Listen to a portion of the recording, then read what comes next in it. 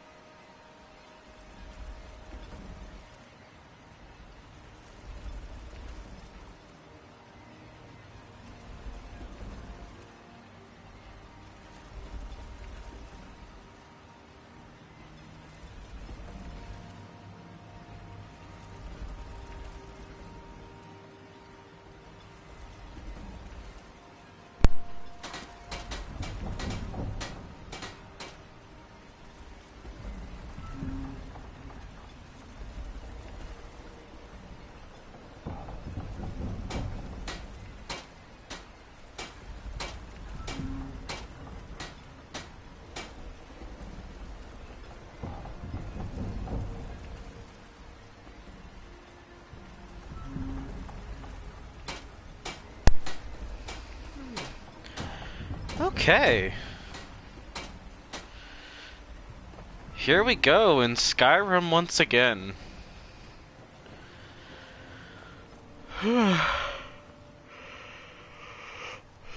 Excuse me. Before we get started, I'm just gonna pop by Telmithrin. I gotta do a quick... Gotta turn in a quick side quest here. Ah, fuck. Dang it.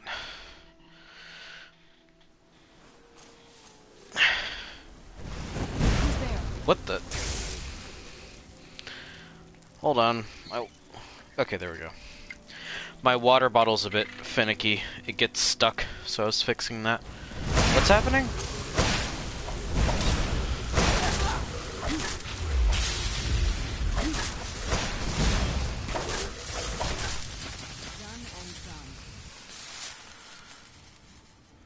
Ah, figures.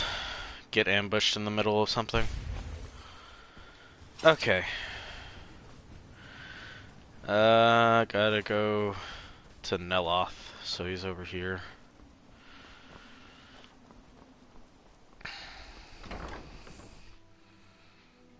I have a sip of water.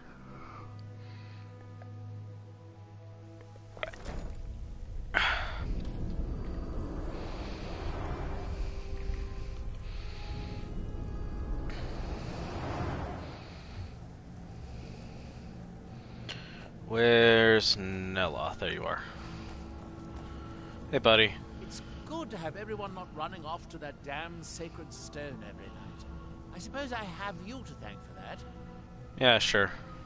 Oh, have you? Well, let me just extract those memories. That is correct, babe, and hi, thank you, I love you too. I promise that any unrelated memories I run across will be kept in the Here, you deserve a bit of a reward for your efforts. That was a lengthy trip for you. What? There are too many coincidences. There must be someone behind all of my recent troubles. Yeah, Finally, no, I'm not. Get back to work. I'm not talking to you right now, Neloth. What did you just do to me?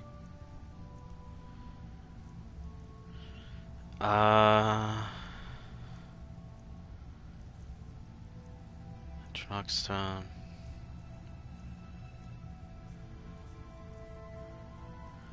What did...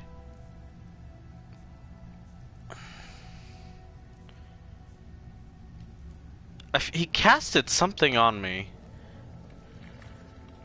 He did a cast. Whatever. Good day, friend. Keeping well? Hi, babe. I'm just doing a little bit of housekeeping. And by housekeeping, I mean like finishing up one quick side quest before we get started. Let's head back over to Solstheim. Yeah, let's take the long way for fun.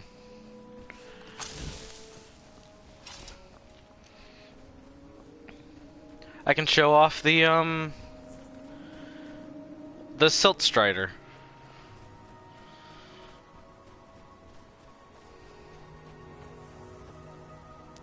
Oh, these textures are old as fuck. From that look on your face, I'm guessing you've never seen a Silt Strider before. No, what is it? This is Dusty. I personally trained her from a lava. Feels like a lifetime ago now. Uh-huh. She hasn't been in traveling condition for quite a while now. I've tried to let her go off on her own, but she insists on... We get by trading odds and ends with the locals. I've decided to stay here and make sure she passes. Every once in a while, a local makes it out here. Although they usually just want to catch a glimpse of Dusty. Silt Striders are pretty rare now. This is the Morrowind DLC. We go to Solstheim, the funny island. So there's a Silt Strider right here. And then we have a Telvanni, like, mushroom tower. And there's Vardenfell. Like, we're very close to, like, to Morrowind right now.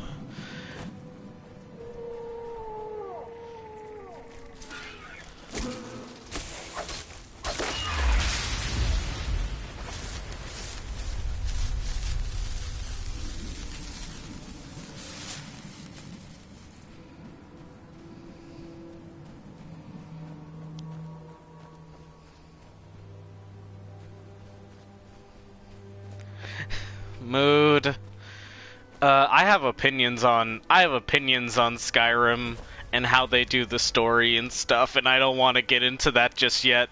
That's like a different stream. That's a Patreon paper. Hey, by the way, Patreon paper over at patreon.com/Oxmina, where you can read Patreon papers where I say stuff and be a nerd. It's basically an extended a written version of this. Well, like...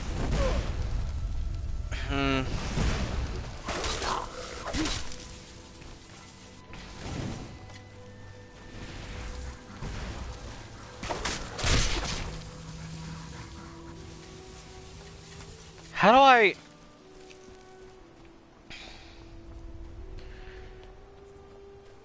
I'm not sure if I know how to put into words just yet what I mean by, like, what I would mean by, like, my problems with Skyrim.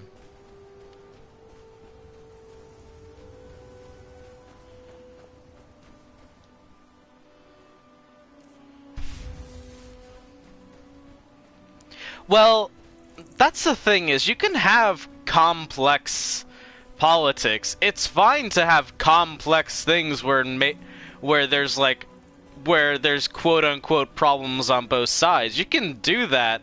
You can't, it's not always fun to have like a 100% good side and a 100% bad side.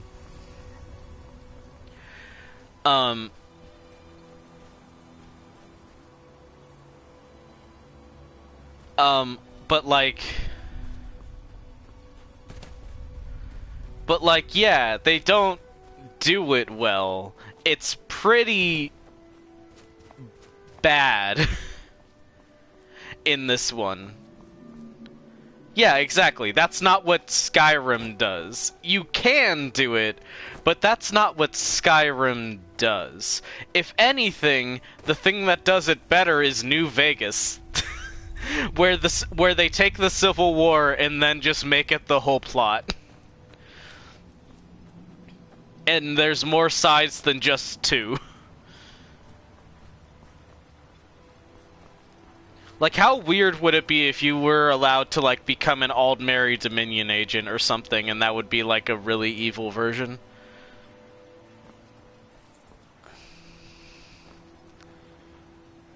Yep, basically.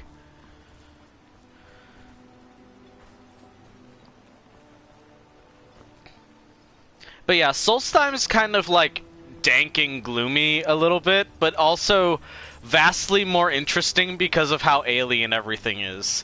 And this just makes me think like, oh god, if this is what I appreciate about Solstheim, the small location inside of a Skyrim. If I go play Morrowind? How much am I gonna enjoy that? Because I think in a lot of ways it might be immensely. Anyway, here's my house.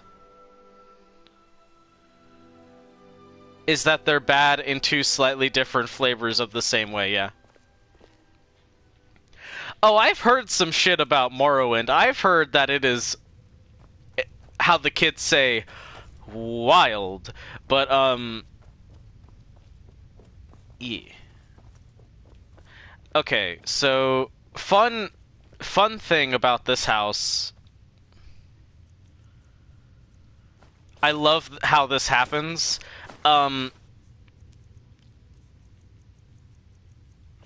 So I'm fixing the mannequin right now.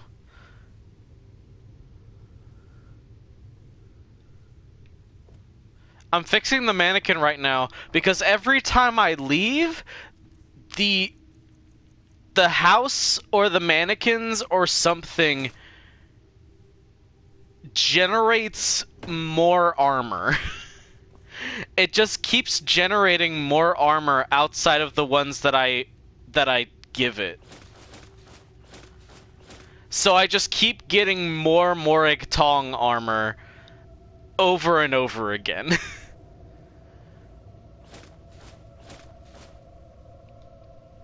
When I want to put the Deathbrand armor and Mirax armor on two of them, but every time I leave, it's gonna do that again, and I have to deal with that. And it's hilarious to me. Like you really cannot get... I don't think you can get this many things of Morag Tong armor. I have 16 boots and almost 20 of everything else.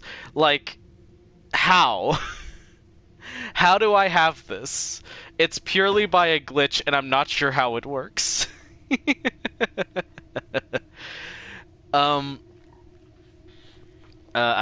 You also added me in the Discord. I assume.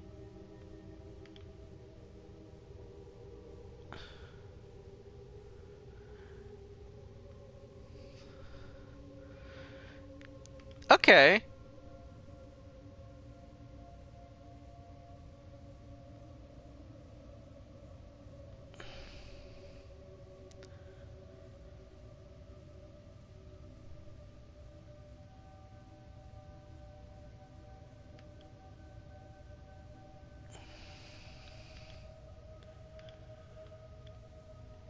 Hold on, I'm letting Niles know.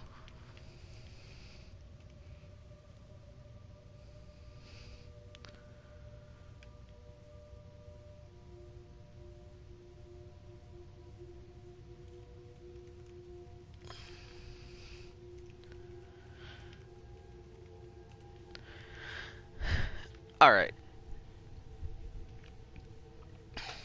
So we're gonna chill for just a little bit while maybe like try and just kind of hopefully let a couple of people file in. We'll start soon. I don't want to just like sit here for an hour. But hi everybody. How are you doing? This is the fun house. This is like one of the best houses beyond the ones that you can make in what's that? The Sims, but Skyrim. What's that DLC called?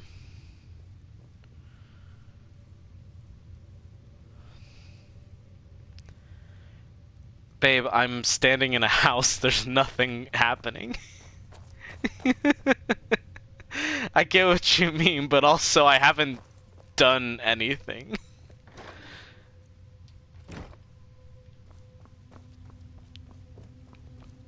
But yeah, this is the house.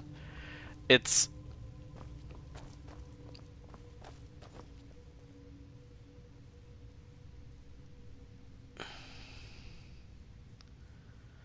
okay. Sure. This is not a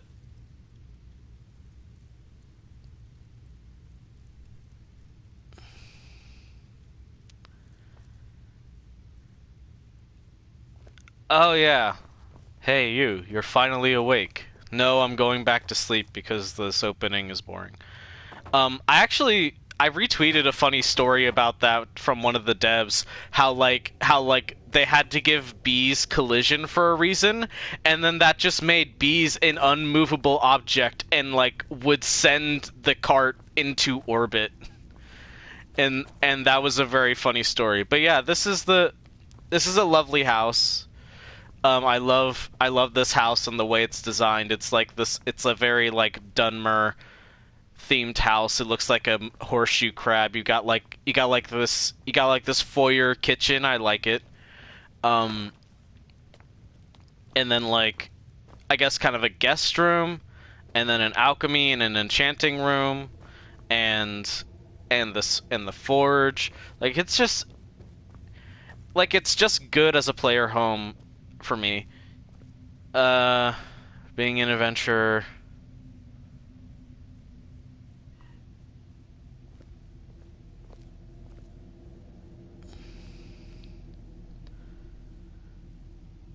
I mean, on a technicality, you're a bit of a fugitive, but you didn't do like a super serious crime, which is it's a bigger like criticism of the Imperials that they're like, oh, you were trying to come into Skyrim and got mixed up in all this, so we're gonna just kill you and not think about it, and also but also, like, if you escape, we don't care, because you have done literally nothing.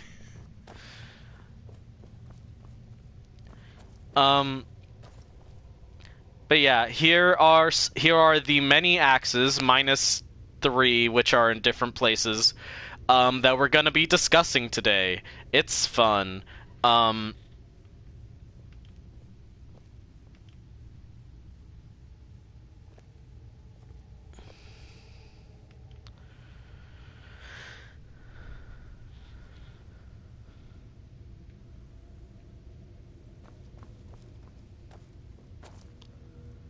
Oh, are you talking about Morrowind?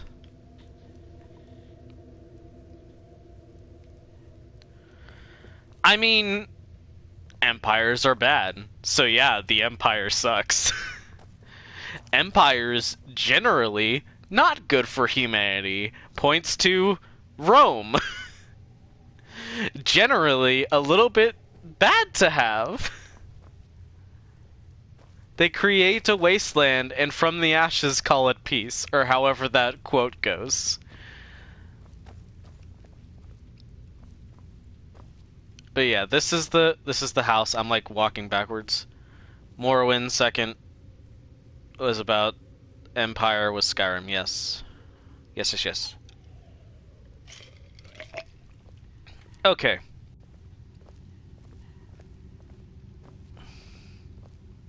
So, I guess as we're doing this, I should explain the parameters. So, if by chance you have followed along or have opened the link to the tier list, you might notice that the Dawnguard War Axe is the top tier. And I will get to that when we get... because Dawnguard War Axe will be the last one we do. Last one will be Dawnguard War Axe, and I will explain why is the top tier the best one out of all of them. Meanwhile, this is going to be like purely here's the one-handed war axes of the game, and here's why I think they're cool.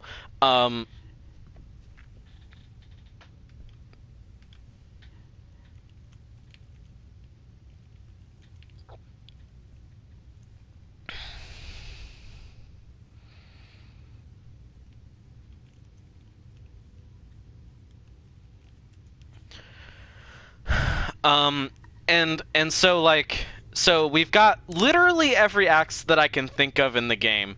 I don't think there are any like unique axes. There might be. No, that's a two-handed one, I'm pretty sure. I'm like 80% sure that's a two-handed one. But otherwise there are just no like There are no. These are all the one-handed axes. From Iron over here to Daedric and Dragonbone. And everything in between, all of the DLCs, craftable or uncraftable. For example, there are really like 3 that you can't craft. 4 that you can't craft. Over here's the Falmer War Axe because I ran out of space. I ran out of space, so I'm just like, okay, Falmer War Axe, you're here. And as we go through the tier list, something that I wanted to do, something that I kind of want to do is like reorganize my house here to make it look cooler, and kind of organize it by tier of the thing. So what I think I'm going to do is the 2 axes that are the best. Like one is gonna be Dawnguard War Axe, but there's gonna be another one, I'm sure, that's like approaching that tier. Those will kind of go above my bed, is my guess, and then as we go, and then over here, like on the sides are gonna be like I think left hand side is gonna be like the trashed. Well, it depends. It depends on how much space we have, but like I think like as we go through, we're gonna be taking these things off of their what do you call it? Their thing. Their pedestals, their weapon racks. Hi, Nep. I'm just going over some of the parameters of what we're going to be doing, chatting about it, being a huge nerd. Oh dang, we got Five now. Oh heck. Okay. One real quick thing. Yeah, we're going to be taking them off of that because what we're going to be doing is like redecorating in terms of what tier the axe is in. So like if it's a really high tier, like the top 2 will probably be above my bed here. Hi Deathbrand, you looking good. Hi Mirak, you're dead. But yeah, just kind of going through. We'll be taking every single axe. Dawnguard War Axe up here will be the last one because I'm going to talk about why I think it is the best one. This is an incredibly biased list. This is all just heavily opinion based, and I'm going to have fun with it. And as I go, I'm going to be doing the tier list. Let me put that in the chat, because right here, that's the tier list if you want to make one, or just follow along so that you can have visually like the actual tier list. Again, this is an extremely biased tier list in every single form, because it's biased in how it goes, because literally the top tier just says Dawnguard War Axe, and then everything is just below or farther below. This is kind of a joke, but also like just a fun little passion project that I like, an extremely simple passion project. So yeah, I'm kind of stalling for about 30 minutes so that we can have like a chance for people to pour in a little bit. Oh man, I'm already having fun because this is gonna be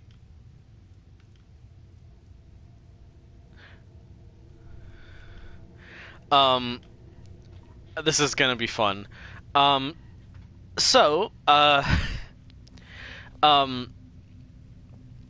ultimate goal basically being, I believe I've said this, but like just to be clear, as we go through be taking them off of the racks, and then we're gonna be replacing them in a spot that I think is better. So I'm gonna end up probably a bit over encumbered as I like have a bunch of.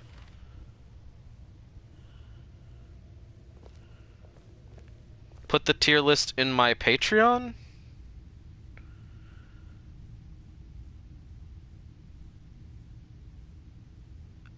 What do you mean?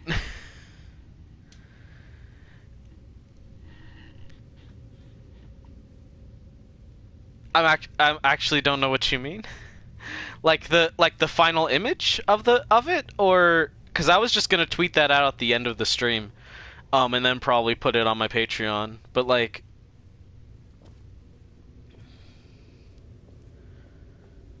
put the tier list in my Patreon. I don't know what you mean. Please explain.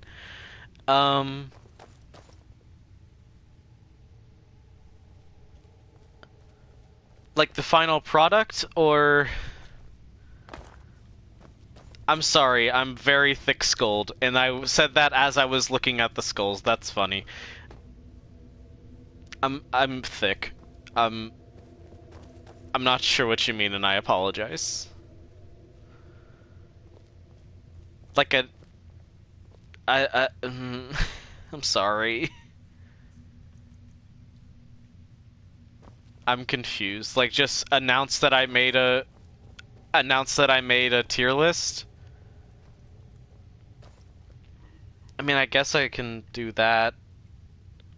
I'm sorry. I'm being silly. Okay, yeah. Yeah, I'll do that after the stream, once we have the final product. 'Cause I have not done the final product. We are actively doing it now. This is sort of a mix between a tier list stream and, because I can't really show the tier list like on the full stream, it's a little bit weird. But yeah, we're gonna be doing this. Okay. So let's get started. All right. The first war axe looks like... I love that I can tell what these are based on sight alone. So the Draugr war axe. The Draugr war axe, it's right here.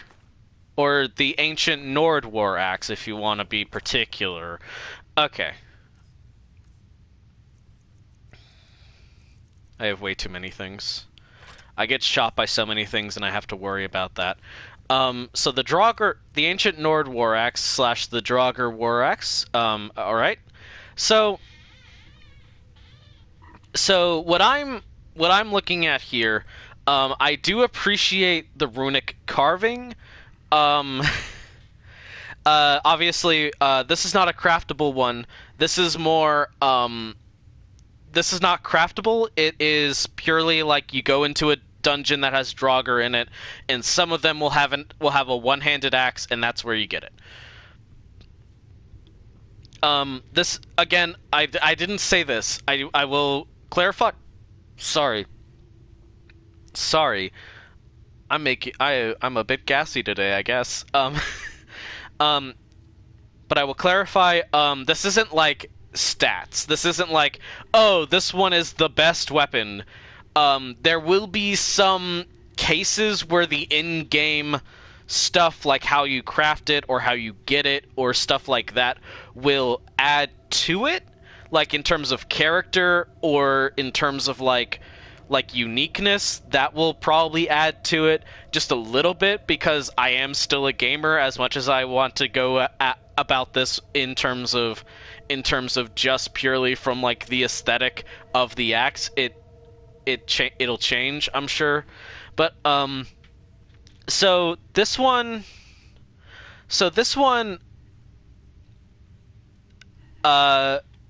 is interesting because it's not bad. It's not a bad axe, I don't think. It looks okay, but my issues with it lie in a couple of different things. Unfortunately, a lot of the axes are gonna probably have this problem, but in terms of like but it's one of these ones where the handle is made of wood, and I don't and it's hard to visualize how it's connected. And this is a bit of a nitpick. It's kind of silly, admittedly, to nitpick this, but there's not like a rivet or a nail or anything that looks like it would keep the metal on. You know what I mean? And I promise this isn't going to be like a typical one. In fact, a lot of the axes don't have wood on them. There's a fair amount that either don't have wood or the wood is largely covered. But I do kind of want to dock points. However, it's still not bad necessarily, because I do enjoy a lot of the design aspects. For example, there's the wonderful like decorative handle, which would make it a little bit hard to like hold, admittedly. Where the decorations are would probably pinch skin, and that's not as fun.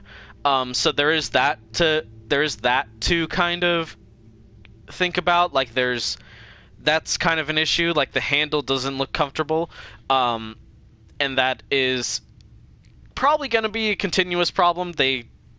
Skyrim does not know how to make comfortable looking handles, admittedly. But I do appreciate the decorativeness of it.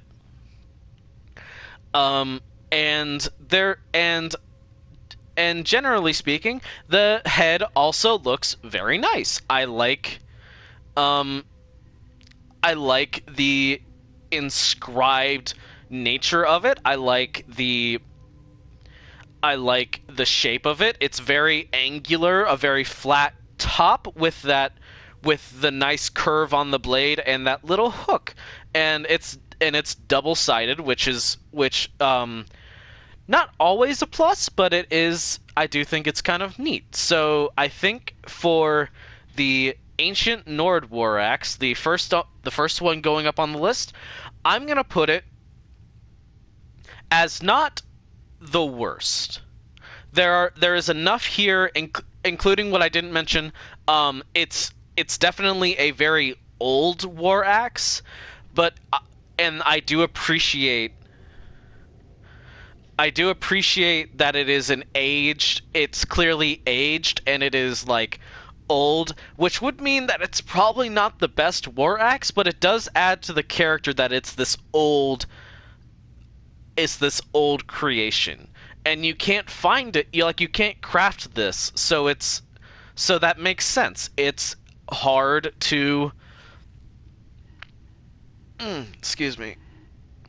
It's hard to come by, and it's mostly wielded by Draugr, who are like undead. So it's this very old war axe. I will give it points for the character of it. So I'm actually going to put it directly in the middle of the road. Right there in the middle of the road. The Ancient Nord War Axe, the first on our list.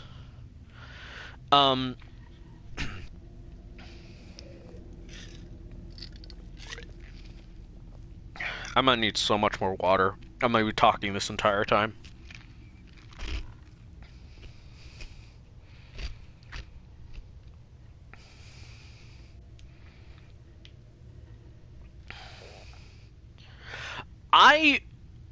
Listen, if you want to DM me or send anything remotely involving smithing towards me, this is a blanket thing to anyone who knows how to contact me. like if you see a blacksmithing thing, especially with weapons and stuff like axes and so on, feel fucking free. Absolutely do it. Okay. So that's our first one. Up next is actually one of the strongest in the game, which I think is hilarious that it's one of the strongest. And it's right after the Ancient Nord War Axe.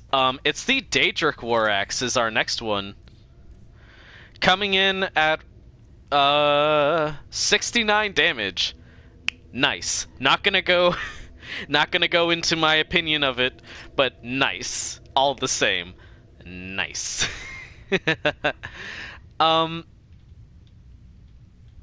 This one is... I have a lot of opinions on this one. It's... Where do I even begin? Okay. Thing one. Main thing. So we're gonna actually come back to the ancient Nord War Axe, and we're gonna look at the pommel real quick. Not too much to say. But it is smoothed. It's smoothed and it is covered in metal, so it would probably hurt to get bonked with it, but it wouldn't hurt the wielder. Let's go back down to the Daedric War Axe. Oop, I unequipped it. That's fine.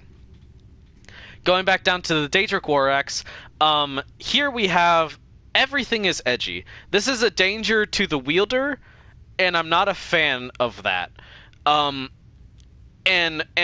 So specifically what I'm taking points off in terms of being like a danger to the wielder, the pommel is spiked, and that can very easily get either your wrist or like your forearm, like how you swing. You have to be careful wielding this thing, and that's not what you want from a weapon. You don't want to have to be thinking about, oh, if I use this in a poor way, I am going to be the one who gets hurt.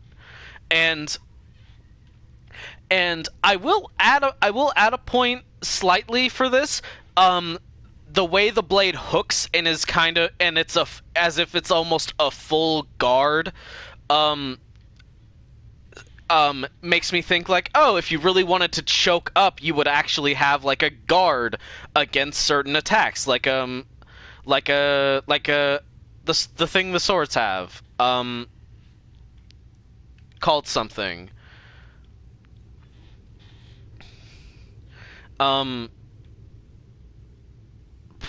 My brain is blanking. I don't know why, but the axe head shape, I do like that idea of having just a guard. I think it's just not a pommel. I think it's just a guard. Yes, you could definitely have a really bad accident with this axe. Thank you, Nep. So yeah, I'm definitely docking points off for that. Just so many ways to either poke your eye out or something like that. I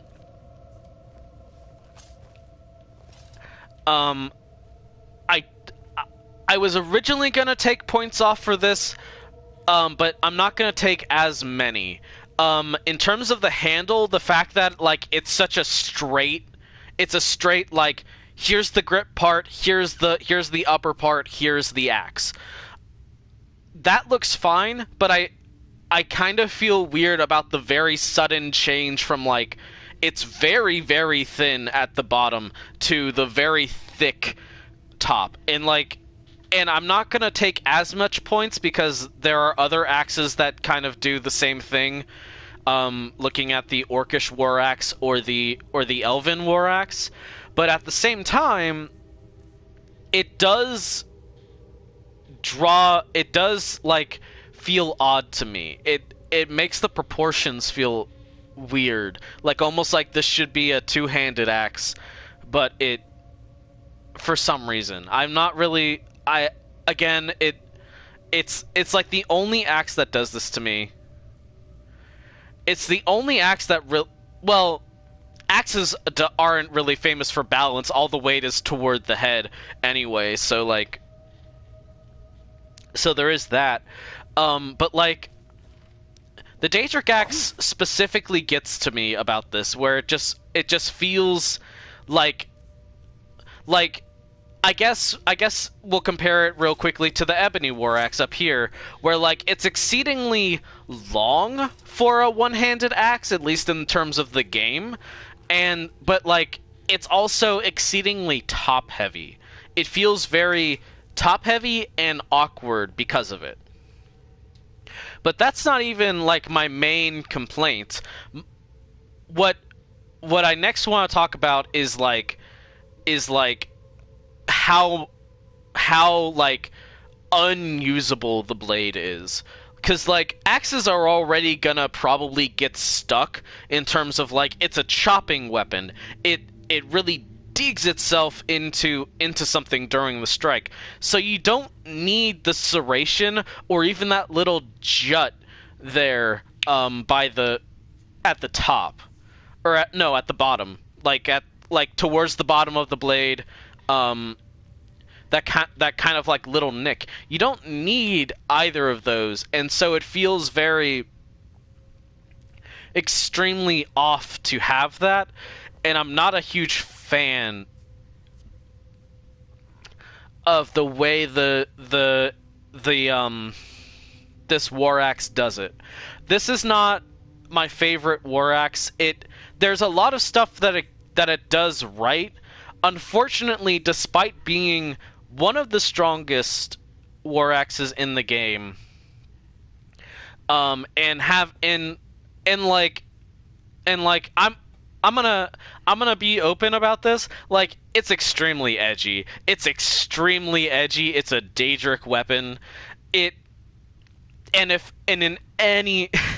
And if it was just slightly different, if it did like a couple things different, I would be fine with that. Because I'm an edgy kind of person. I love like the black and red. I love like how the metal looks really rough, but then they had to make refinements along the edge. I like the rivets. It feels brutal. I like that, but I don't like certain aspects that they did to try and make it more so. It just doesn't really do it for me in terms of like, okay, I see what you're going for, but you kind of blew it in the execution. And because of that, you could probably buy this axe at Skyrim Hot Topic, yes. It would be supremely expensive because of how hard it is to get, and it's 1,500. Its value is based at 1,500 gold. It would be supremely expensive, but you could buy this at Fantasy Hot Topic, yes. Unfortunately, it's one of those things from Hot Topic that I wouldn't really want. So it's going... Unfortunately, it's actually going to go below the Ancient Nordic War Axe. It's going in not the worst. It could be so much better, but, like, it's not horrible, it's not disgusting. I'm not offended by this axe, if that makes sense. It's good. I will accept it.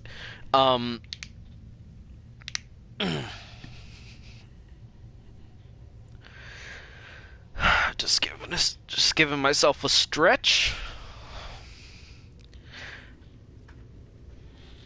All right. So next up is once again a really strong one.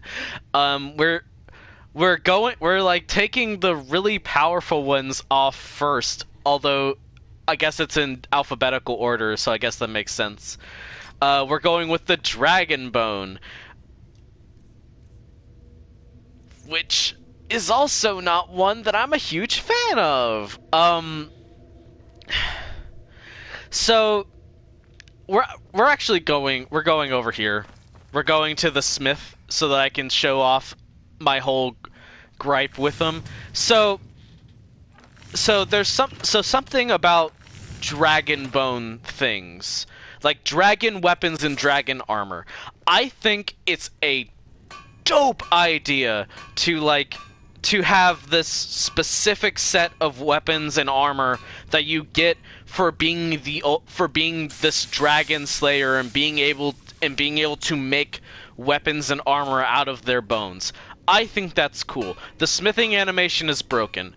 I'm a little bit upset about that, but it's okay. We're going to ignore it. It's Skyrim. It glitches out all the time, and that's just how it's gonna be. I have a metal rod sticking into my arm. I'm Wolverine now, I guess. Doesn't matter.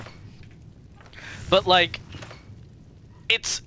there is a supremely cool idea for these weapons, and you can see that in a couple of them. And I want to highlight the heavy weapons of the Dragonbone set, because the Dragonbone battle axe, which is different from the war axe, looks really cool to me. I like this selection. I think the blade looks suitably like jagged and brutal, and you just got like that spike. This is kind of what the Dragonbone, what the Daedric war axe could learn from in terms of axe design. Like, this I think is a very interesting weapon, and if this was about heavy weapons, the Dragonbone battle axe would probably be much higher on my list than the Dragonbone war axe. And you can kind of see this with the rest of them, with the Dragonbone greatsword versus the Dragonbone sword. That similarity is very apparent. These are very similar weapons. I like this idea that it's bone fortified by ebony, one of the metals in the game. So it's bone, sure, but it does need that support, and I like that little bit of characterization. But then once you get to some of the one-handed weapons, the intrigue kind of falls flat. So here's the Dragonbone mace, and you can kind of see where they're going. They look like they might be dragon claws. But at the same time, it's an immensely simple weapon that doesn't quite have the epicness of the sword or the battle axe. The daggers, whatever. Daggers are not particularly cool in this game, I will say. But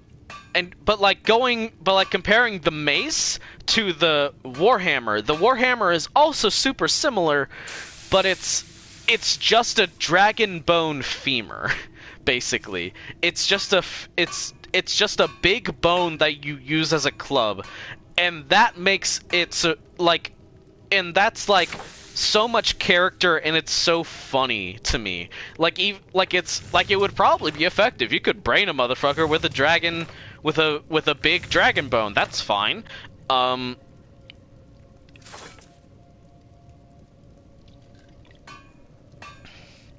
Had to take another sip of water. But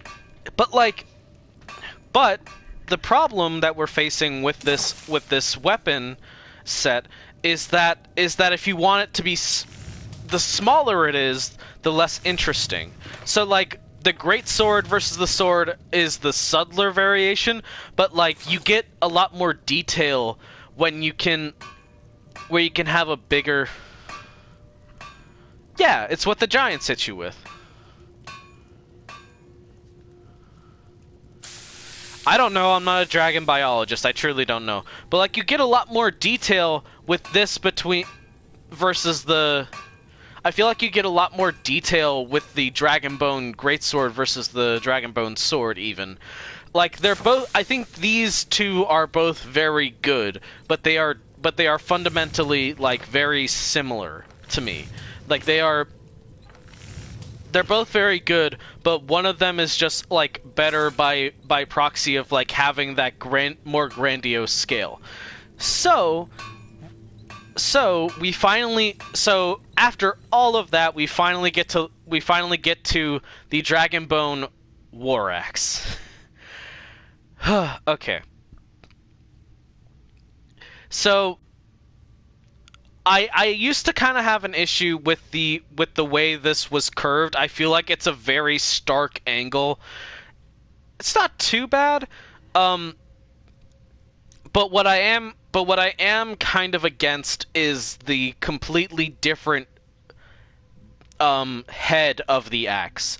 Once again, it kind of comes down to that. It makes this axe look entirely too simple for me, because you can definitely go simple, but I don't think this amount of simple really pays respect to how grandiose this kind of weapon is.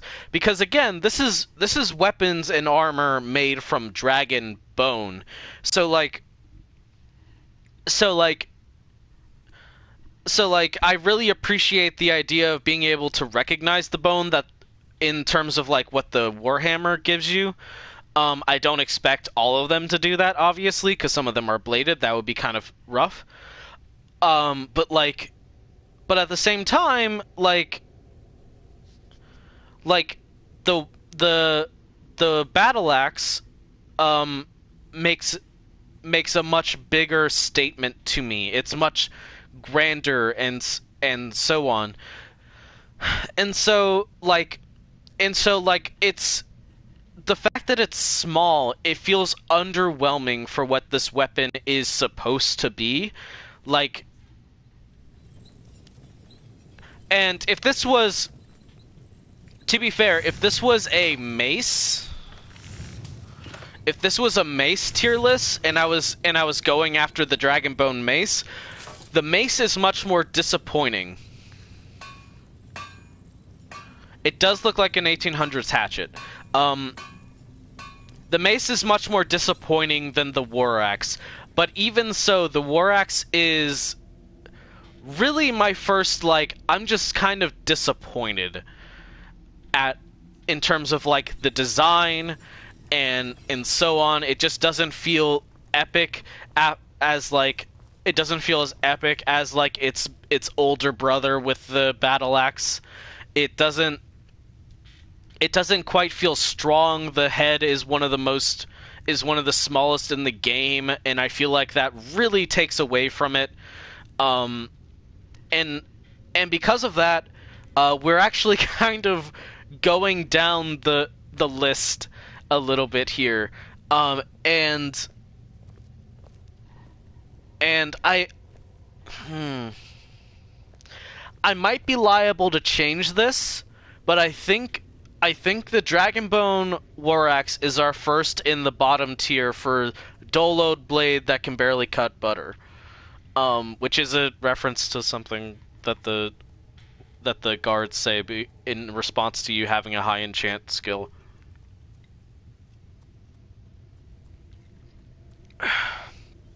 Yeah, Jesus Christ, I'm gonna need so much water. I'm gonna need to take like so many water breaks to like keep myself hydrated during the stream. I'm giving like a lecture.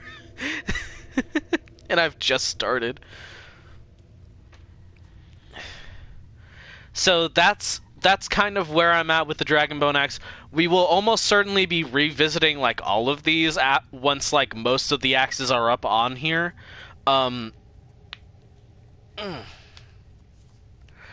But still, we have a ways to go. Up next, we have the Dwarven War Axe, our next up on our list. This is another one where I feel like we need to kind of where is it? There it is. This is another one where I feel like we need to kind of compare it to the rest of its class in terms of dwarven weapons and armor.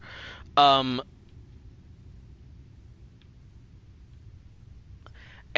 so I have a couple of different notes. One thing out of all of the weapons we're looking at, the Dwarven War Axe is probably the most rigid. There are curves to it, obviously on the blade. It's still very axe shaped, but it's an incredibly rigid axe. It's completely straight in terms of the handle, and while there is wood present in the design, for one, you can make Dwarven War Axes. It's not entirely, oh, you gotta find one.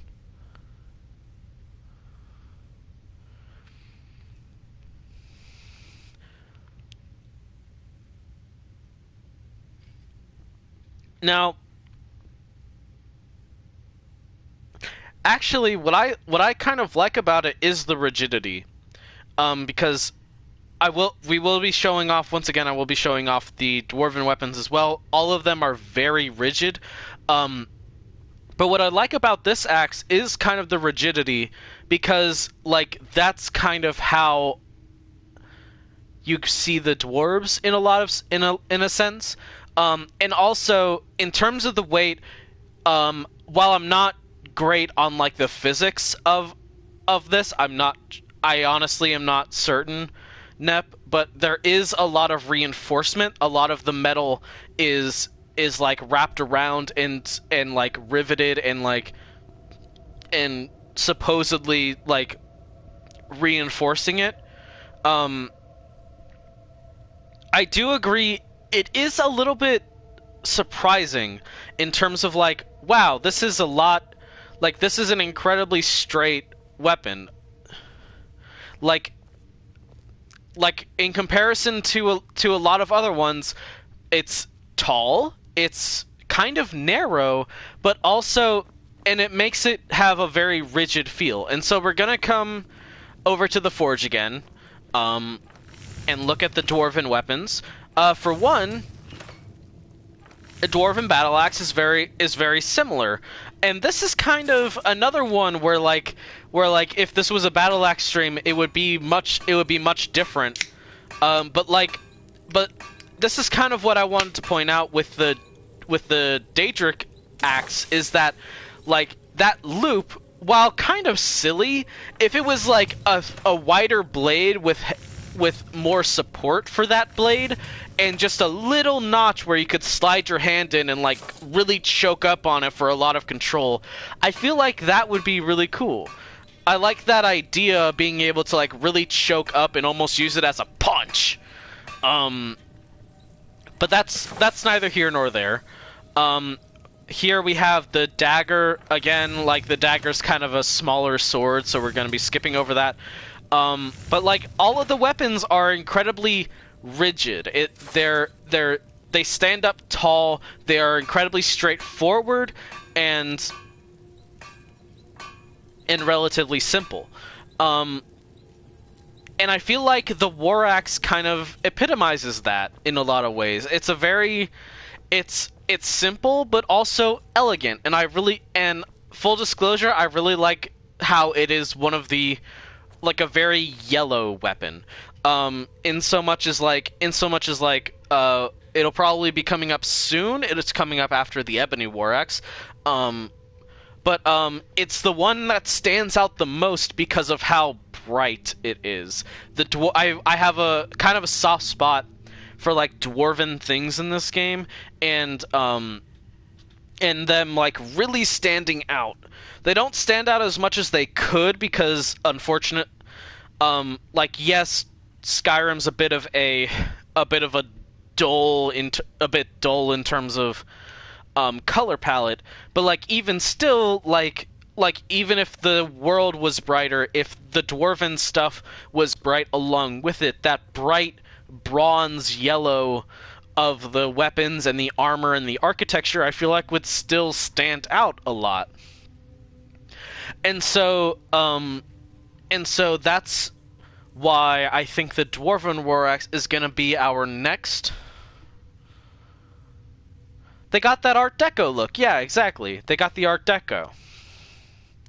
And I appreciate that. Also, just as a smaller thing, I really like how the three holes inside the blade look. It kind of looks like a face, and I am a nerd who likes when things look like faces. This is a very petty version of this is a very petty part. I'm extremely biased. But this is one that I think is going to go. Ooh, I'm not sure if I want to put it in just below the Dawnguard War Axe. I'm not sure if it quite reaches that. We're gonna put it technically above the ancient Nord War Axe, but it's still gonna be middle of the road for now. We're gonna see how all this shakes up later, but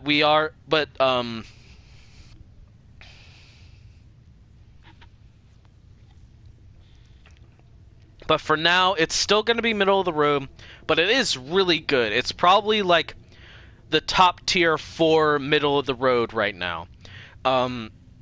We still have other axes to choose from. We still need to kind of like go through the whole list. It might get brought up to just below the Dawnguard War Axe, but it is a very good axe. I'm just hesitant right now because I'm very I'm wishy-washy a little bit. Gonna be honest, a little bit wishy-washy about these things.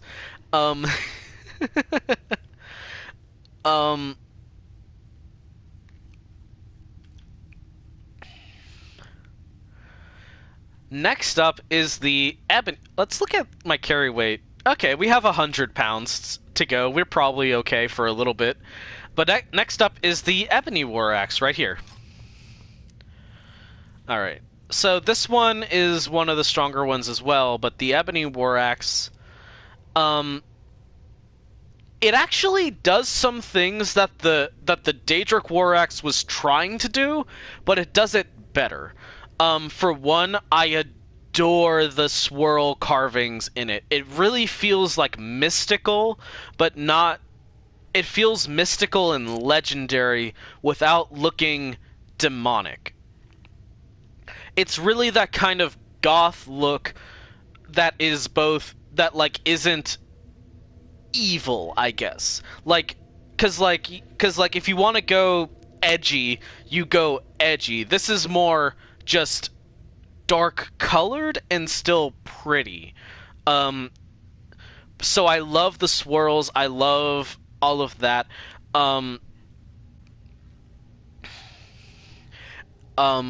This is easily one of my favorite weapon styles in the game. I think more often now we're gonna be going back to the forge to sort of look at the weapon's brethren a little bit. But if we go down to ebony, like my only problem is with the swords, because I don't understand why they look like that. The swords look weird. The swords look weird, but the mace, the war axe, the war hammer, they look elegant. These are like almost, I don't know. I don't really know how to put it, but like they have a lovely beard on the axe head. They keep it up, and even though it doesn't really show a very good like example of how this axe like connects to the rest of it, whereas the Dwarven War Axe, like, you can tell, like, there's wood and stuff, and you can, but, like, you can tell how it connects to the rest of the head and so on. And the Ebony War Axe doesn't really have that, although you could probably guess that it's, like, not one solid piece of metal, but it's all, but you could probably say that it's mostly metal and sort of welded or sort of forged together kind of thing, if that makes sense. But even though like that is a little bit finicky, it's not quite connected. It's a little bit it's mixed. It's definitely mixed. But I think even with that, it's going up to be our first one that's just below the Dawnguard War Axe. Blah.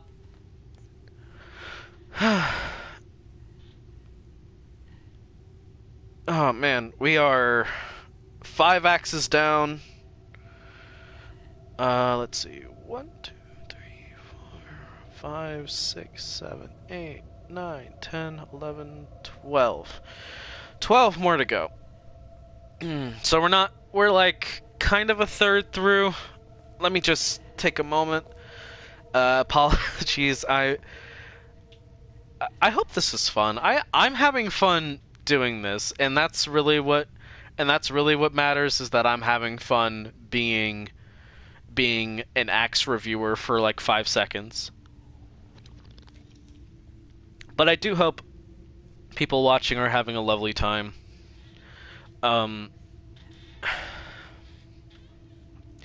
We might get through a couple more so that there's like, we might do 2 more so that there's like 10 left. But after that, I do need to go get like a refill of water, because I have burned through all of that. I still have like a soda here, partially for caffeine, just so I can, because I've been a little bit sleepy, but just something for that.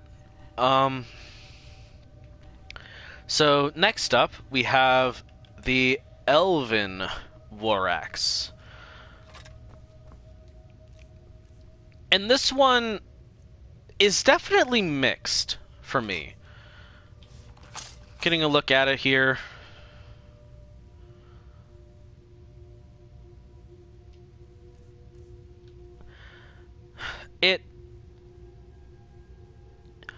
It's definitely very mixed, and I'm not sure about it, because on one hand, it is a piece of art.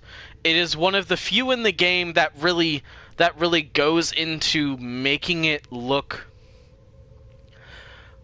fancy. It's one of the, like, like every little bit of the design is meant to make it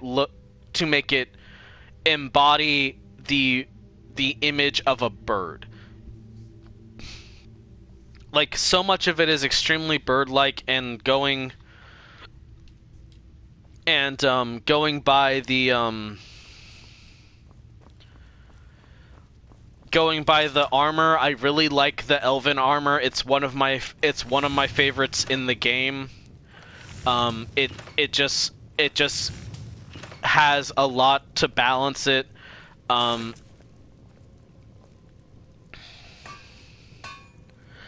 So I really like the appearance of like the mace, the sword, especially the warhammer. The warhammer is gorgeous. But in terms of how that translates to an axe, I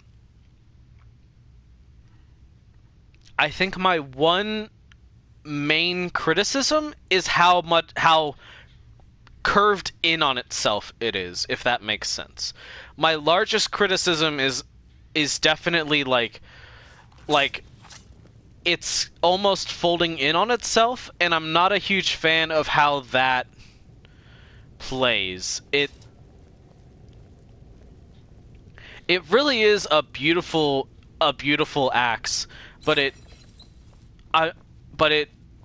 the way it curves, and the way it's a bit, and this is definitely gonna a bit more of a problem here than it was with the Daedric axe.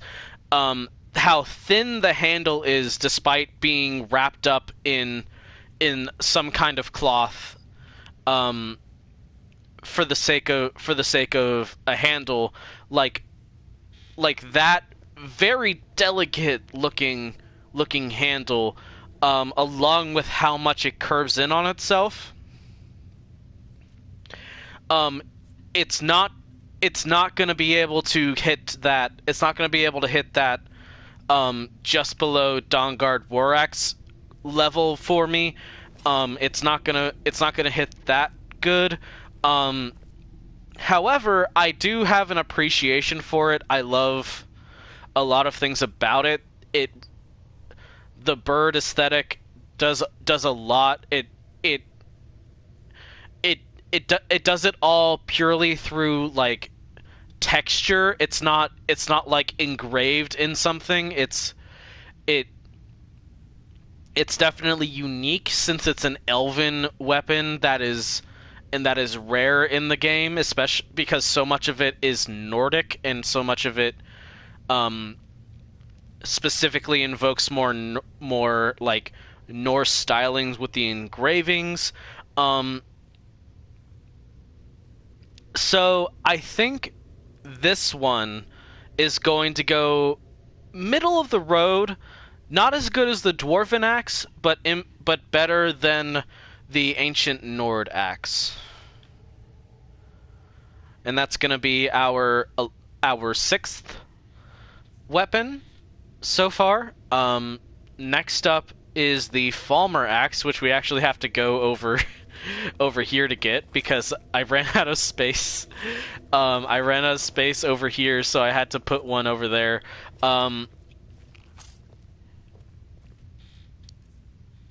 So the Falmer axe. Okay.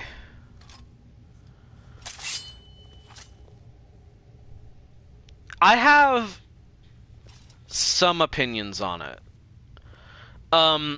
One thing I will say, it is much like the Elven War Axe, but in a completely different direction.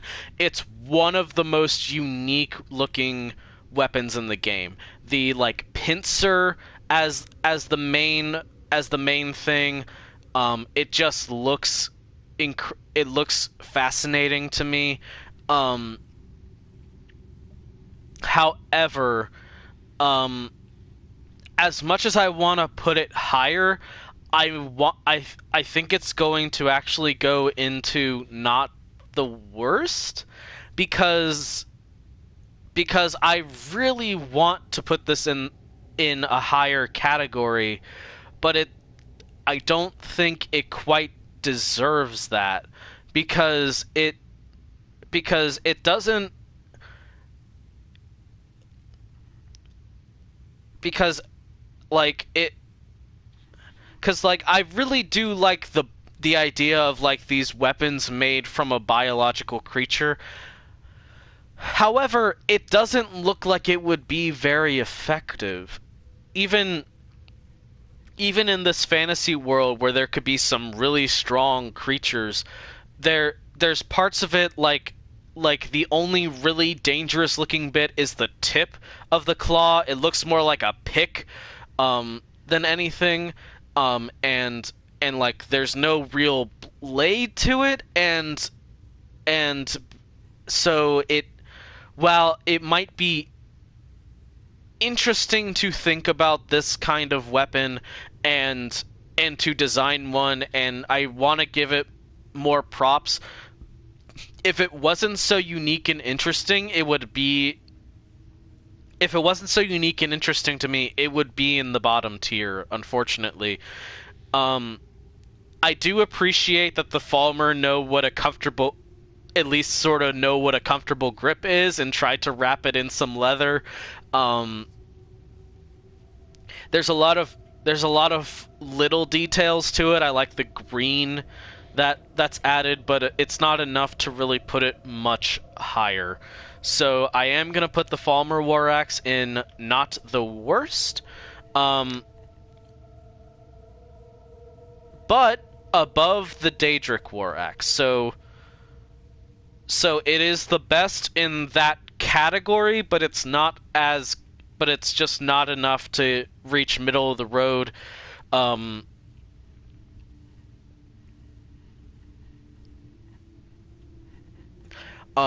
I want to commend like the idea. I like the idea. Unfortunately, I can't show off any of its brothers in arms, because you cannot craft any of the Falmer stuff. But it's not amazing. There's also not much of a like cohesive design, because while the axe looks like something made from a proper body part of a creature, probably a Charis because of like where you get them in the Falmer and so on. Like, while that is the case, the sword and the bow feel a whole lot more unlikely. They don't match this. So out of all of the weapons in the Falmer weapon category, it's really high up there. It's a good Falmer weapon, but and I want to give it like sort of an honorable mention for that, but it is still like, it's still really low compared to the rest of the war axes.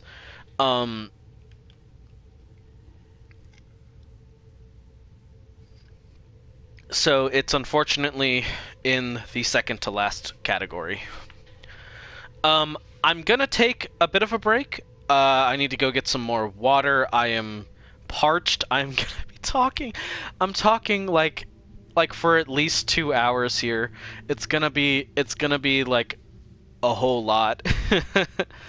But I'm having a lot of fun. I'm not great at archiving stuff. I feel like at least for now most playthroughs aren't gonna be up on the VOD channel, but I really want to save this video just for posterity. I'm gonna keep it. I might try and upload it to Patreon for free,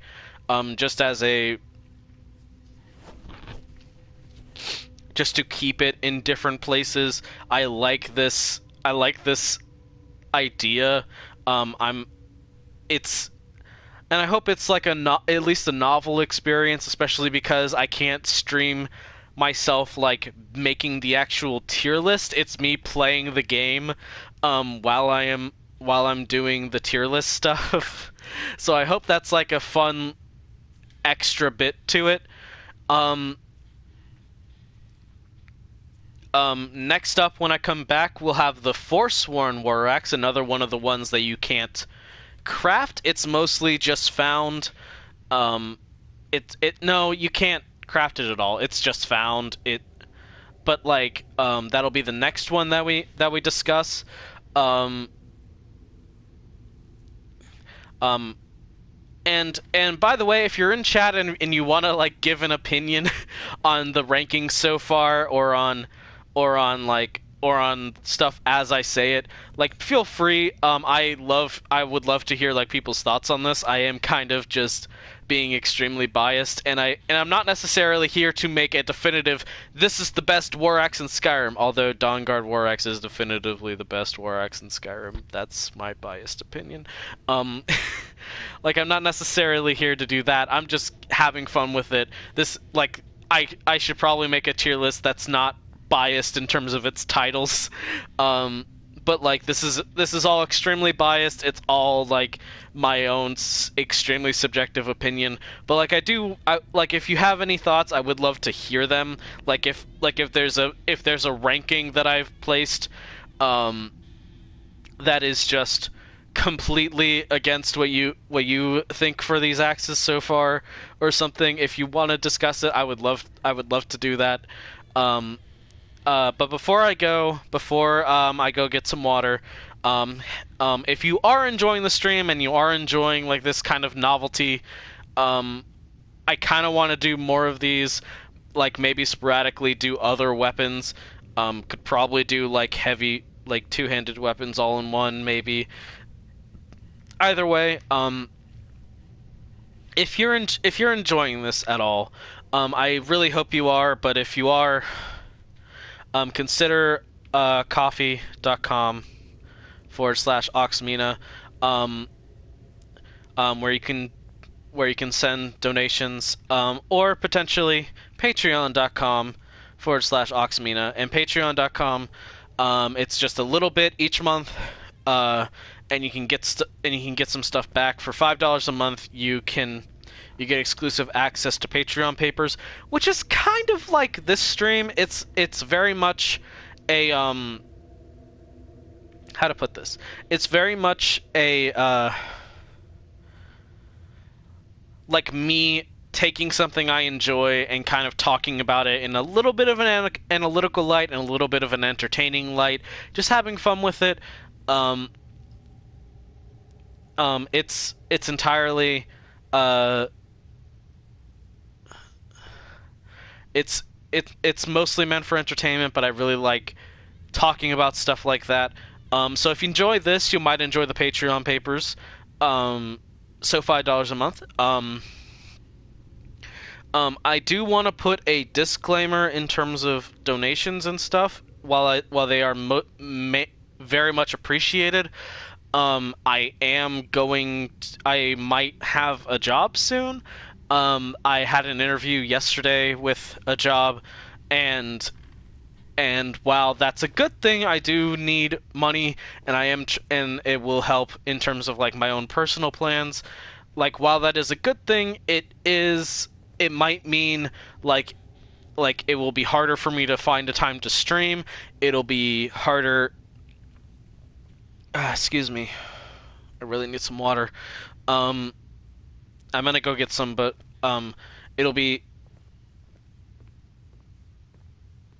But like, while it's a good thing, um, it'll be harder for me to stream. It'll mean that that like I'm not sure how much Patreon content I'm gonna be able to get out each month. Um, Thank you, Nep. I appreciate it a lot. But yeah, if you don't want to support me because my stuff might be slowing down, that's entirely okay. I I I understand. But there are ways to share the stream and to support me that's not monetary. You can of course just be vocal in chat. You can follow me on Twitter at Oxmina. Gonna tweet that link out. Or send that link out. It's not tweeting because it's in chat. But yeah, just anything you can do. Following the channel, following on Twitter, tweeting stuff out, being in chat, all that stuff. But yeah, I'm gonna be right back. I'm gonna get some water, and we will continue with this tier list. I hope you're all enjoying so far. I definitely am. Next up, like I said, is the Forsworn War Axe, which sure is a thing, and I'm going to talk about it. And I'm trying not to give too much away. So you gotta stay here if you want to listen to my thoughts about the War Axe. BRB.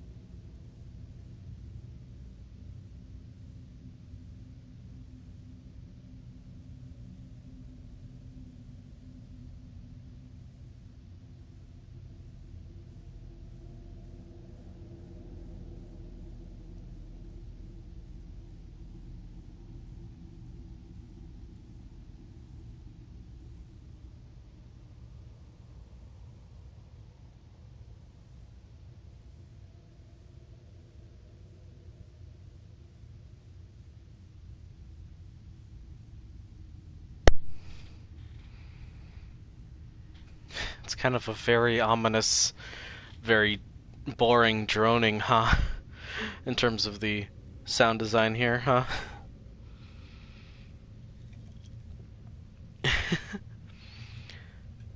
Not even like a light little bit of music, just... Oh my god, I forgot to get a Forsworn axe. I just realized I didn't get a Forsworn axe. Oh no!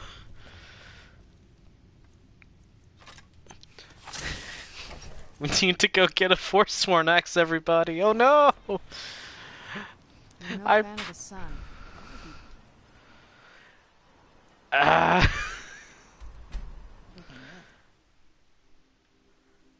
Crossbows used by the Dawnguard fire deadly first shot, but they're slow to reload. Watch out, they're slow to reload. I feel silly. Oh god, we gotta go get another axe, everybody. We gotta go find one. Just to shit on it too, because the Forsworn axe is like one of my least favorites. But I'm here. We have to do all of them. I am dedicated to this. We gotta do them. We can't just do like one and done. We can't just skip one. I've been working like all week to set this up to be able to have like all the weapons available. I've been like not directly, I've mostly just been playing Skyrim, but I have been doing this like all week to have my character at a high enough level where I can get everything, and just like in everything like that, we gotta do all of it. I'm sorry. I completely forgot about the Forsworn axe, and I could have picked one up today because I did some Forsworn stuff. I literally could have done that. Ah, man, but it's okay. It's okay. Oh man, this is embarrassing. Not really. It's just a minor inconvenience. Minor, because we're in a mine now.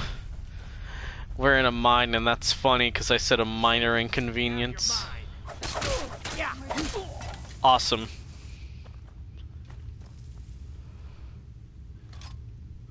Awesome. We're done. We got it. We can leave now.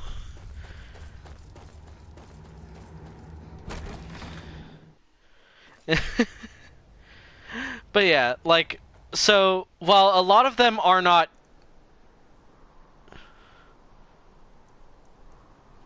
So, I guess this is a good example. While a lot of weapons are not craftable, you can still get them fairly easily. For example, right there, I needed a war axe, but I needed to find some Forsworn to do that. There are plenty of places with Forsworn, and you can get... Duh, what? Why? Why? Why times 2? There's... okay. Hold on. Hold on, there's a dragon. Oh no. This is silly. I should have just stayed in the house a little bit.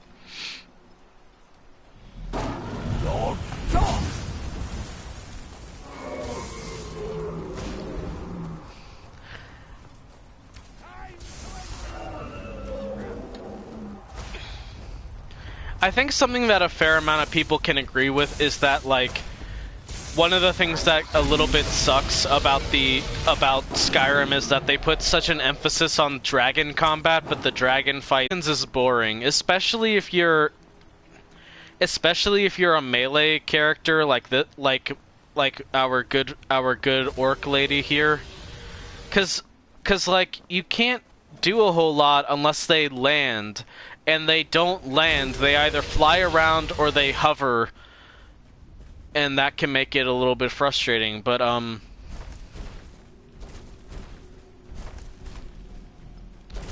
so it's a...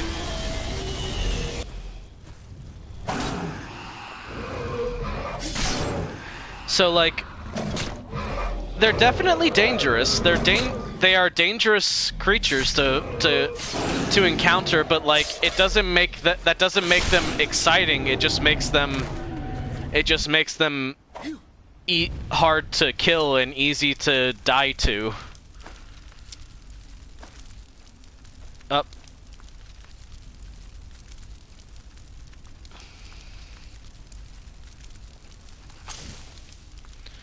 So yeah, it's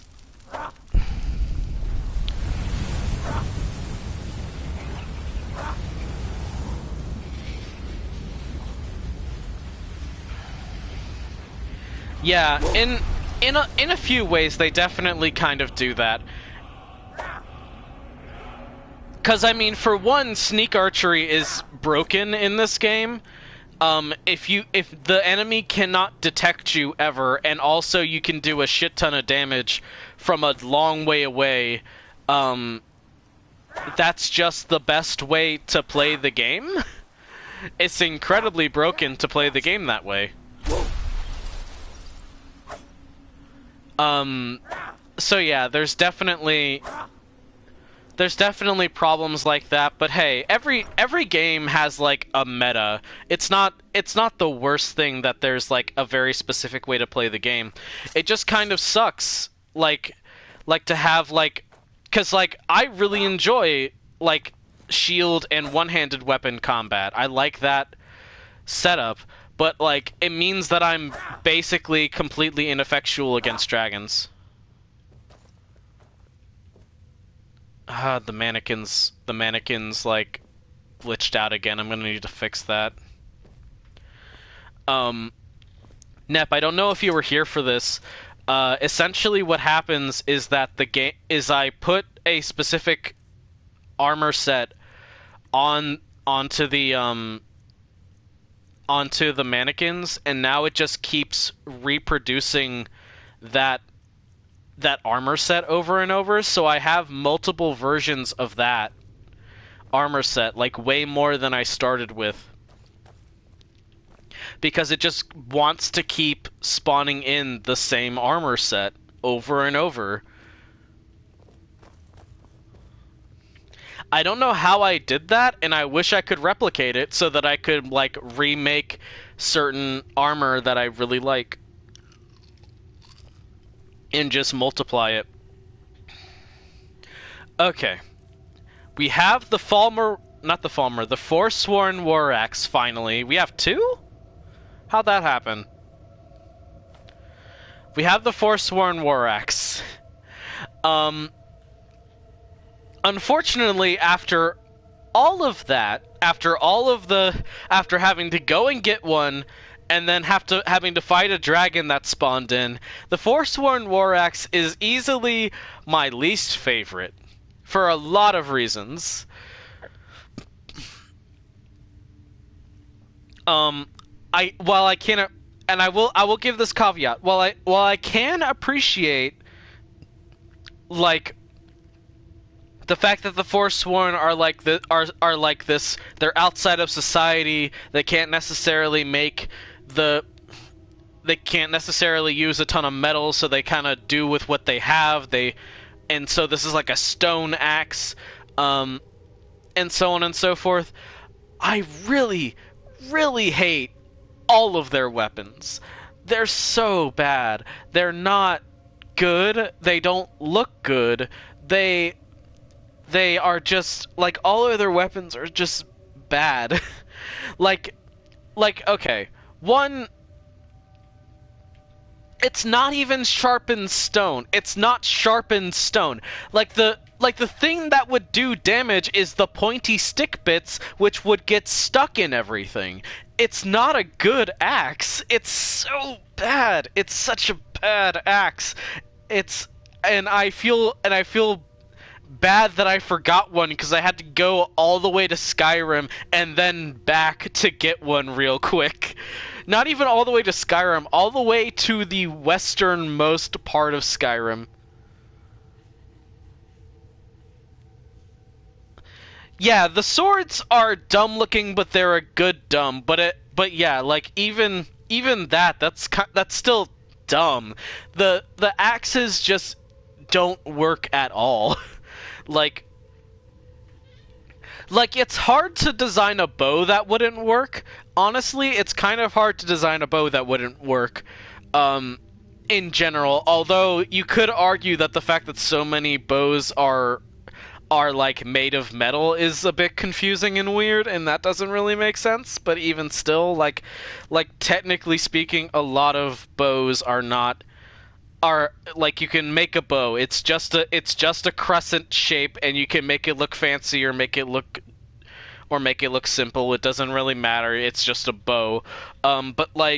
But with axes, you really have to like this is kind of why I wanted to do this, because like maces can just be clubs. Swords are also fairly simple, but axes have like this like little bit of complexity where like making them a viable melee weapon is a little bit harder, and I like that. I really like thinking about that and stuff like that.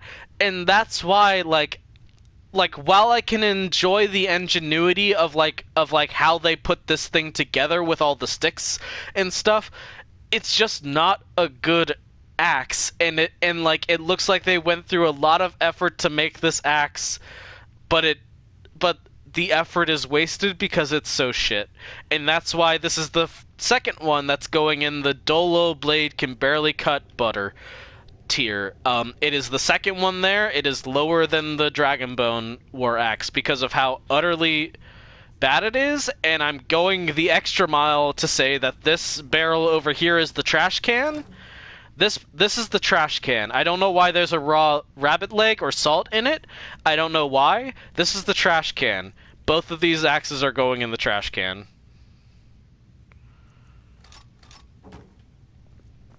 That's the trash can. They're going in the trash can right now. If it can cut butter, I'll be impressed. Fair. Valid? Good point.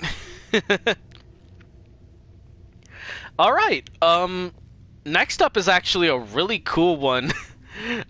Next up is the Glass War Axe. And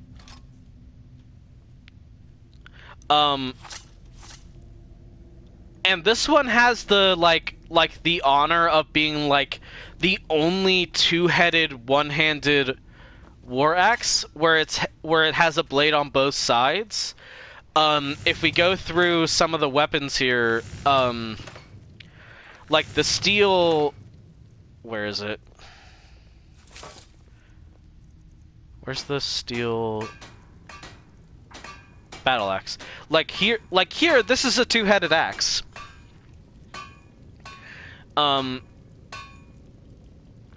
And what are some of the other ones that are two-headed?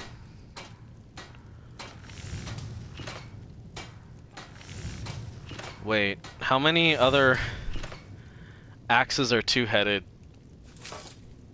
The Stalrim battle axes. The Stalrim battle axe is two-headed. Not the ebony. Is the orcish one? No. Like, there are already very few two-headed axes in the game, but this is the only one-handed, like, battle axe that's two-headed. Or double-sided, or however you want to say it. So for that, it already has, like, a very unique... It's extremely unique. It also has a very unique color. Malachite and glass is interesting. I will say the armor for glass kind of sucks, in my opinion. Like, aesthetically speaking, the glass armor looks really bad to me. It has, like, a lot of chainmail that I'm not a huge fan of, and other stuff. But we're not here to rate armors. We're here to rate the weapons. And I think this is truly one of the most unique ones. I love, like, some of the scaled bits. I love the coloration. I love, like, the fan design. So much so that I don't think any of the shortcomings of this axe... That's a good point. How on earth do you sharpen it? And that is true. I don't know. Like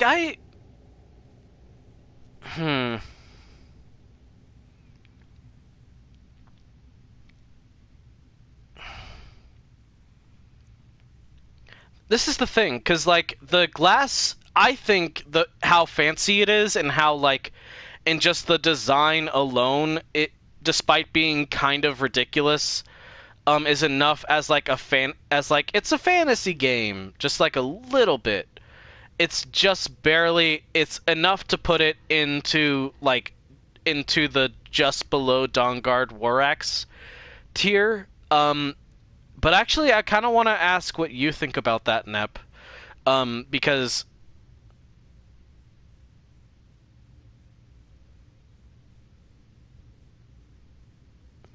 fair, I have no.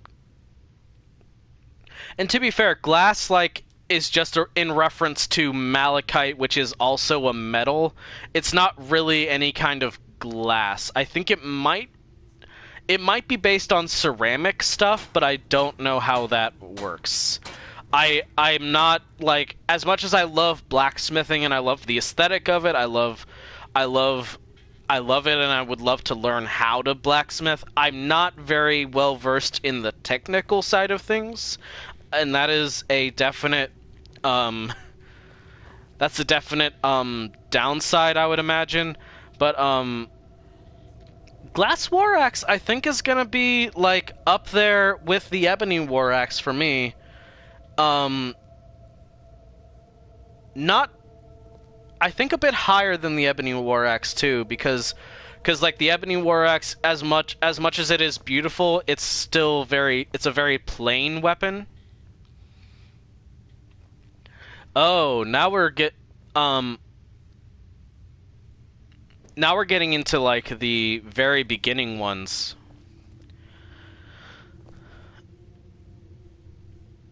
Yeah, exactly. The look is so good. Of the blades, of everything. But now we're getting into like the very start. We've got the Iron War Axe.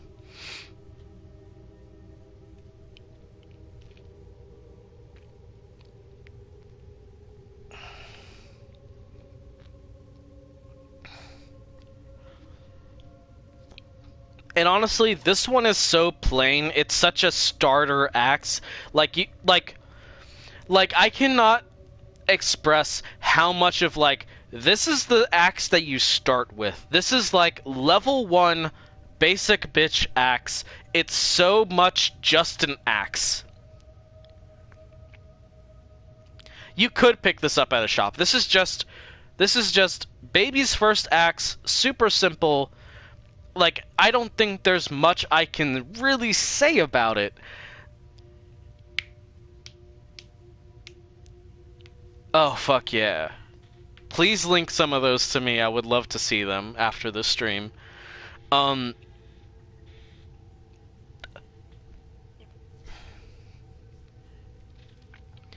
Like, the problem here is that I don't think you can make this more of a middle-of-the-road axe. This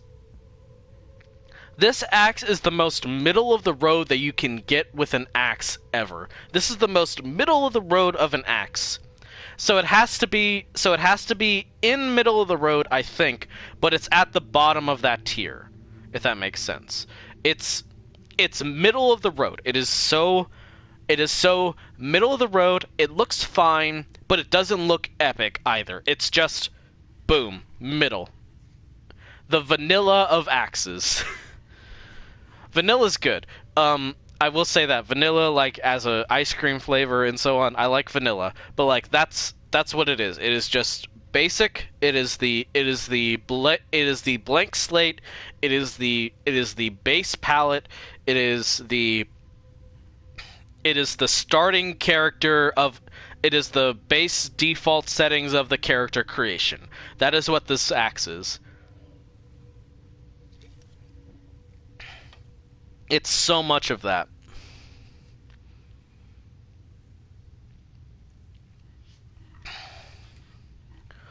Okay.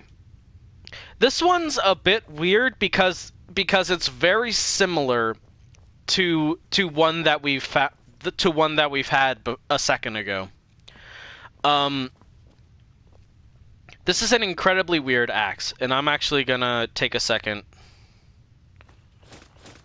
because I need to fix my goddamn mannequin again. I don't know why I bother. It's every time I leave, it's just gonna do the same thing.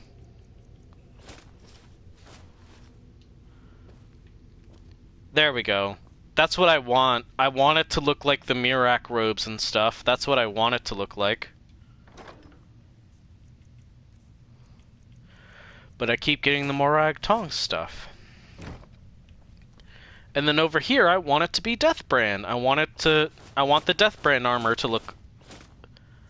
I want this to be the Deathbrand armor, but it just keeps fucking being the worst.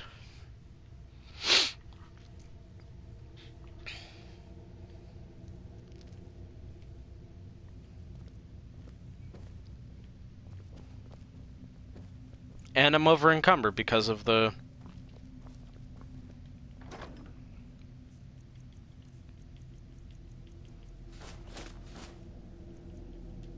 Yep.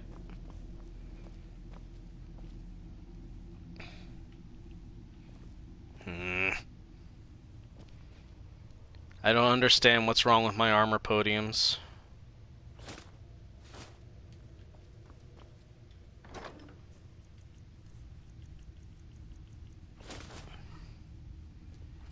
But yeah, this next one is a little bit interesting in a lot of ways.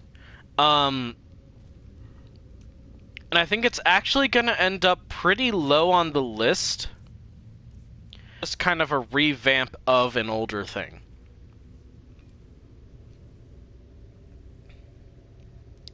That's true. So... the Nord Hero War Axe. You might remember, way back to the start, the Ancient Nord War Axe. This requires some explanation. As to even why it's on the list, because of how similar it is. Okay. So here's the down low on the here's the information on the Nord Hero War Axe. So in the game, there is a very special forge in Whiterun called the Sky Forge. And that's owned by the companions. And if you go through the companion quest line, the guy who works the forge is like, hey, by the way, the fire is amazing at the Sky Forge. It never burns brighter and stuff like that. And so now you can make Nord hero weapons, which are upgraded versions of the ancient Nord weapons that you find inside the Draugr, in Draugr crypts and stuff. So the Nord hero stuff is like in essence, everything about the Nord hero stuff is just the renewed and bettered and like newly made, but it's the same thing as the ancient Nord War Axe. Its design is mostly the same. Its runes and carvings, it's all the same. But it is the Nord. It is like new. It's got the bright silver. It's got new wood, and overall it just looks better. But it's still,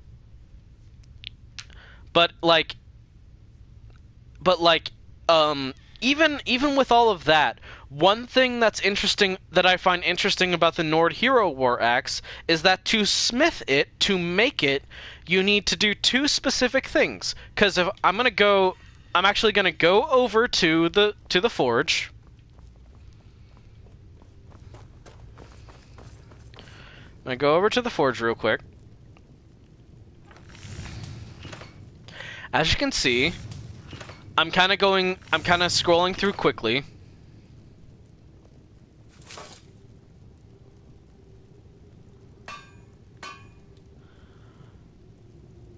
With the counterweight, yeah, I'd consider it two-headed. So the glass war axe has a little bit of company there, but it's so a little bit, not as much. It's sort of like 1.5 heads. But I can't smith it in this forge because you can only smith it in the Sky Forge. But even then, you also, in order to make a Nord hero axe, you need an ancient Nord axe. It's two different things, and you have to smith it at the Sky Forge, and you need to have it. So so honestly,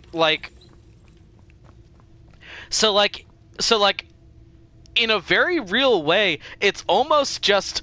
This is your character doing weapon restoration. This is like the weapon restoration weapon.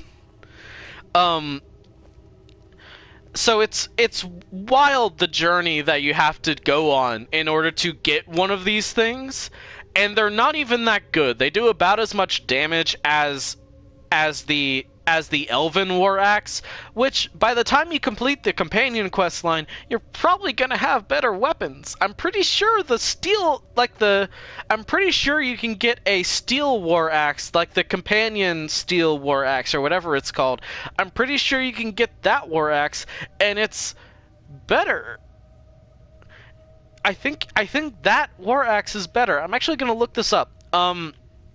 For the record, I don't have a Skyforge Steel War Axe right now. Yes, technically speaking, you can get one, and that's different from a Steel War Axe. It is visually identical. There is a difference. There is like a distinct difference between the Nord Hero Axe and the ancient Nord War Axe. They look slightly different, and you can visually tell them apart. Skyforge Steel and normal steel look exactly the same, so that's why it's not in this count. That's why it's not in this tier list. It doesn't count. It looks identical. Anyway, real quick. Skyforge Steel Axe.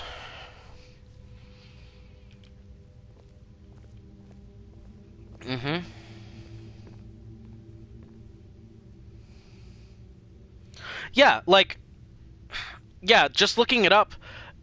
The Nord Hero Axe, which again, I'm gonna say this again. You need to complete the companion quest line, which for the Skyforge Steel War Axe, while you can't make more of them, the Skyforge Steel War Axe you can just get from like the first couple of quests for the companion quest line. So there's that. You need to get an ancient Nord War Axe to craft it, and I'm pretty sure I'm gonna look this up as well. It's the Nord Hero War Axe. But also what you need to do that, what you need to craft that,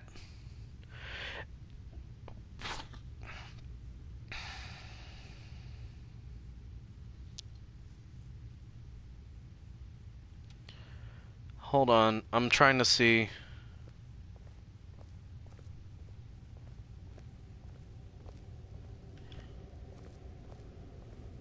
But what if you want the aesthetic? Yeah, that's true. But also, in order to... But, above all the trouble it is to take, I'm pretty sure... Yeah, honed. Yeah. They can be considered... They're ancient Nord weapons, but restored.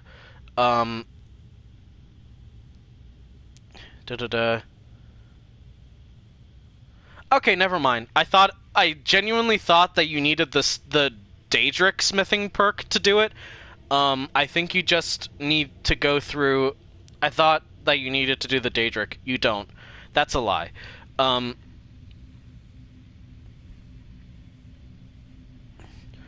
True, fair. So not as much of a gripe. Not as much of a gripe. I'm taking it back. It's not as bad. Nord Hero War Axe, the one that we're currently covering, this one right here, better than its ancient Nord counterpart. Better because it is still like good. It's like it's brand new, it's restored. I like that character to it. It's going in the tier above Dawnguard War Axe. Or no, it's going in the tier above middle of the road, so it's going in just below Dawnguard War Axe. It is the bottom of that tier, but because it is, and a lot of what's dragging it back is that it's still the Nord War Axe. It's still got that handle that looks like it would pinch the hell out of your hand. Like, so that's still a problem. But, and also you can't really tell how, like, the head is attached to the handle. Like, it just looks like it's slid on there, and I'm not sure. I think there's ways to make that work. Either way, like, still technically, it's mostly just the ancient Nord War Axe, but it's renewed, and I really like the look of the ancient Nord War Axe. The wrappings being green would be kind of cool, actually. I do agree with you there. But, like, yeah, it's going in just below the Dawnguard War Axe, but it is going to be the bottom of that tier. Thank you very much, Nep. I really can't wait to see that. That's going to be fun. But right after that is the Nordic War Axe. So there's the Nord Hero Axe, and then there's the Nordic War Axe. The Nordic War Axe was released in Dragonborn, the DLC that we're kind of technically in right now, because we're playing that sort of thing.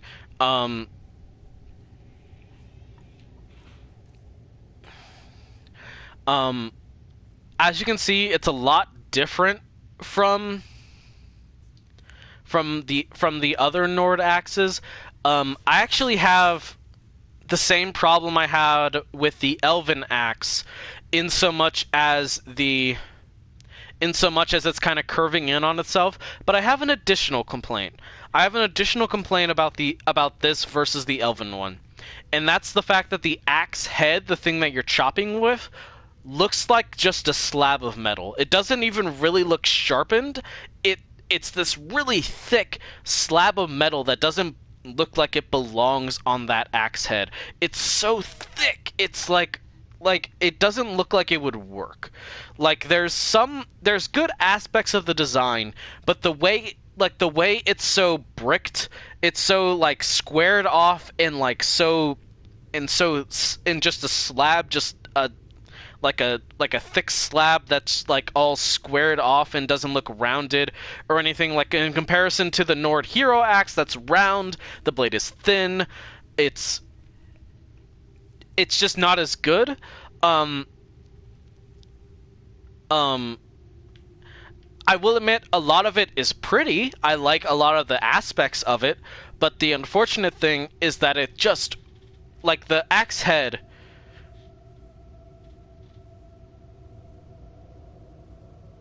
if the top of the shaft was curved back just a little,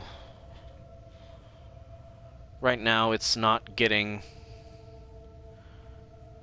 all the force of the swing. Yeah.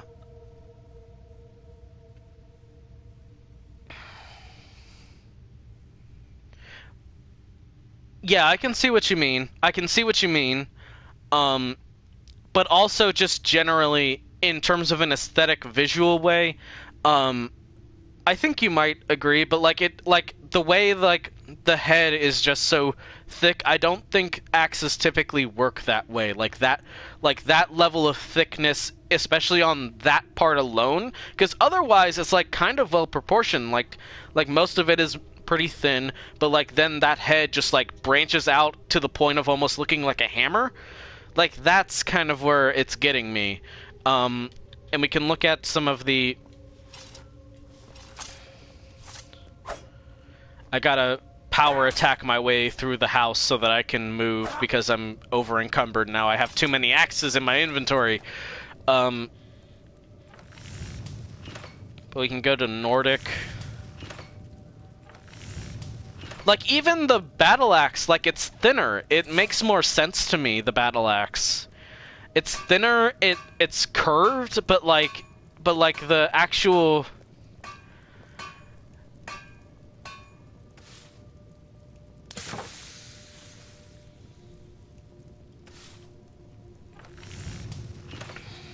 Yeah.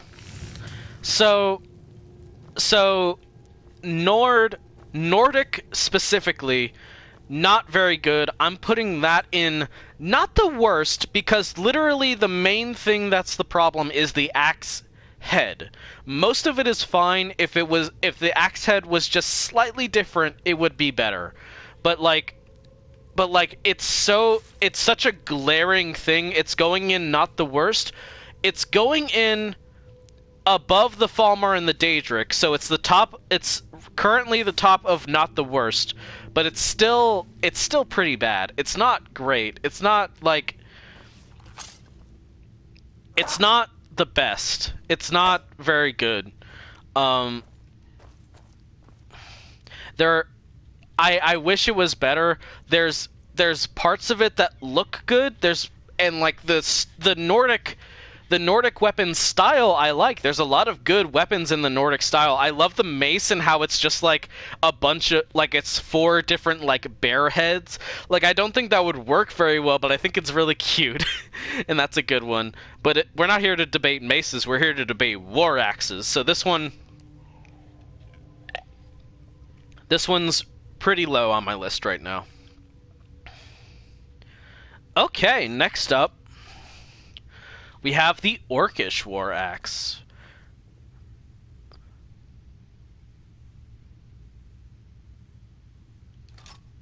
Yeah, like a wall piece. That's a good way of saying it. Okay, the Orcish War Axe. So, this one's tough for me. This one is tough. Because honestly, like, as much as I love the Orcish armor, the Orcish weapons mostly suck. Like, visually. To show off, like... I guess the battle axe kind of looks okay, but even then... Like, the battle axe is okay. The bow looks fine, actually. It actually looks way prettier. The bow looks actually kind of pretty, like a more rusted elven bow. A little bit. But, like, the Orcish greatsword, the Orcish mace... The mace looks sufficiently brutal, but also, like, well done. The only thing I would change about the mace is, like, flipping the pommel so that it also can't stab your wrist. The sword, the axe, the warhammer... The mace and the warhammer look fine. But the axe just... It has a lot of the problems of the elven axe without looking as pretty. And I get that, like... And I do understand that, like, Orcish weapons... they're supposed to look kind of jagged, and I do appreciate that aesthetic. I appreciate that a lot. But even so, like, I'm not a fan of how thin, like just before the head, the handle gets insanely thin. Like, that just looks incredibly brittle. I wish it was, like, just slightly different. I wish the I don't know, like that's just way too thin for me.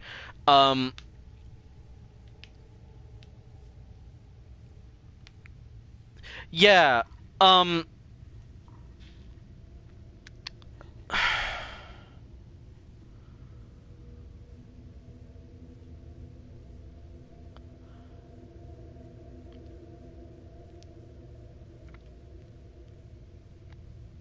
Hmm.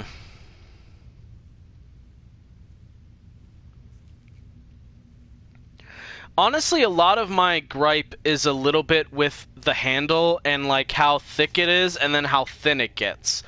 Um, I appreciate the sort of green colorization. I appreciate the shape of the blade. I appreciate the back spike. Um, but I feel like there's a I generally kind of have like a dislike of the orcish weapons, and this unfortunately doesn't really do orcish weapons justice because it looks delicate.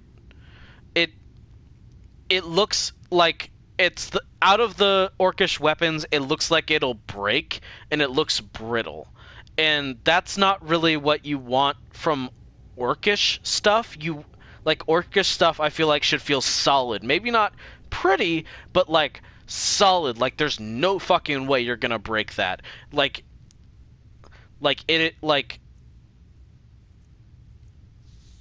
honestly, now that I'm looking at it, like the shape and the design of the Stalrim axe, and we'll get to the Stalrim axe later, but like the ice would look better as like in the orcish style because then it would be brittle. Like if you're gonna put this shape and model of an axe on anything, an axe made out of ice would probably be better.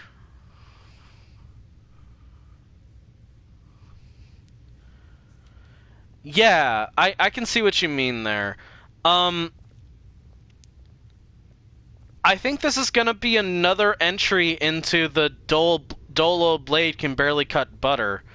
Unfortunately, because like again, I like the orcish armor, and I like the orcs in this game a whole lot. Like I love the orcish lore. I wish like you could get more of that and hear and like have more stories with them, and I really like and like orcs are probably my favorite race to play, but in a like there's just not quite that level of quality on the weapons as there is on the armor, and it just doesn't mesh well. And I will add like a more this is a bit more gameplay heavy, but there is an issue that I have with it, because in terms of weapon damage, let's see. So if we go over to smithing,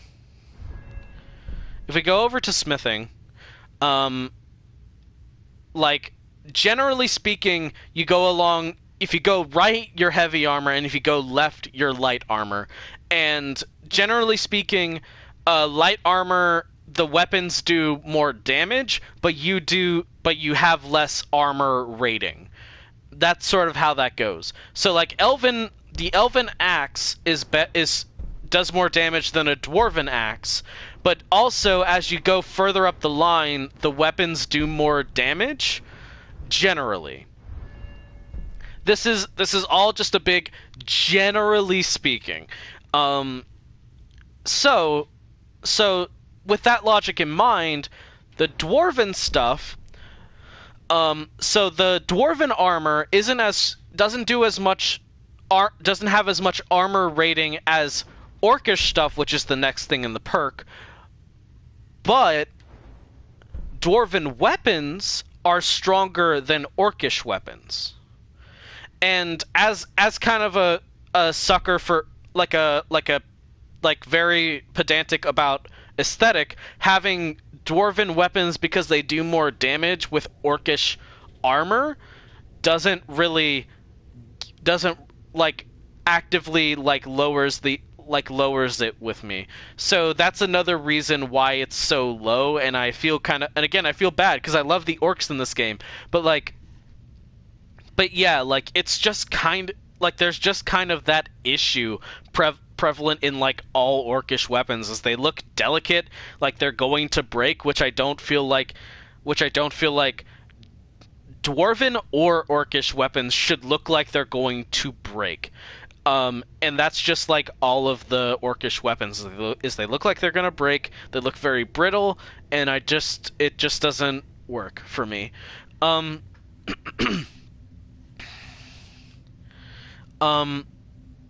So yeah, dull old blade can barely cut butter for the orcish axe. And we were just talking about this. We were just talking about this one. The Skyrim war axe.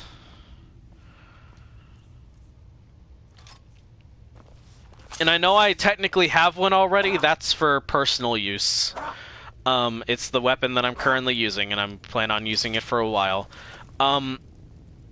So Skyrim, we're gonna go through the smithing thing to show it off. Skyrim, in terms of lore, is enchanted ice.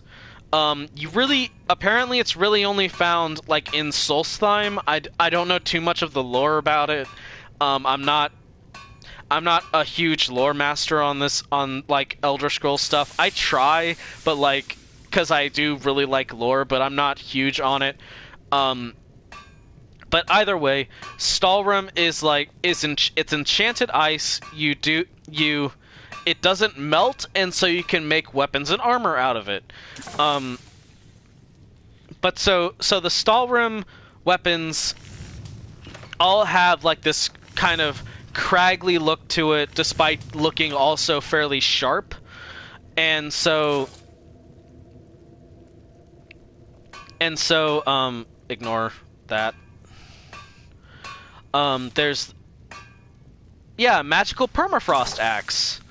And so like I really like a lot of them. For example, the mace and the warhammer are just a big chunk of ice as a club. That's what the mace and the warhammer are.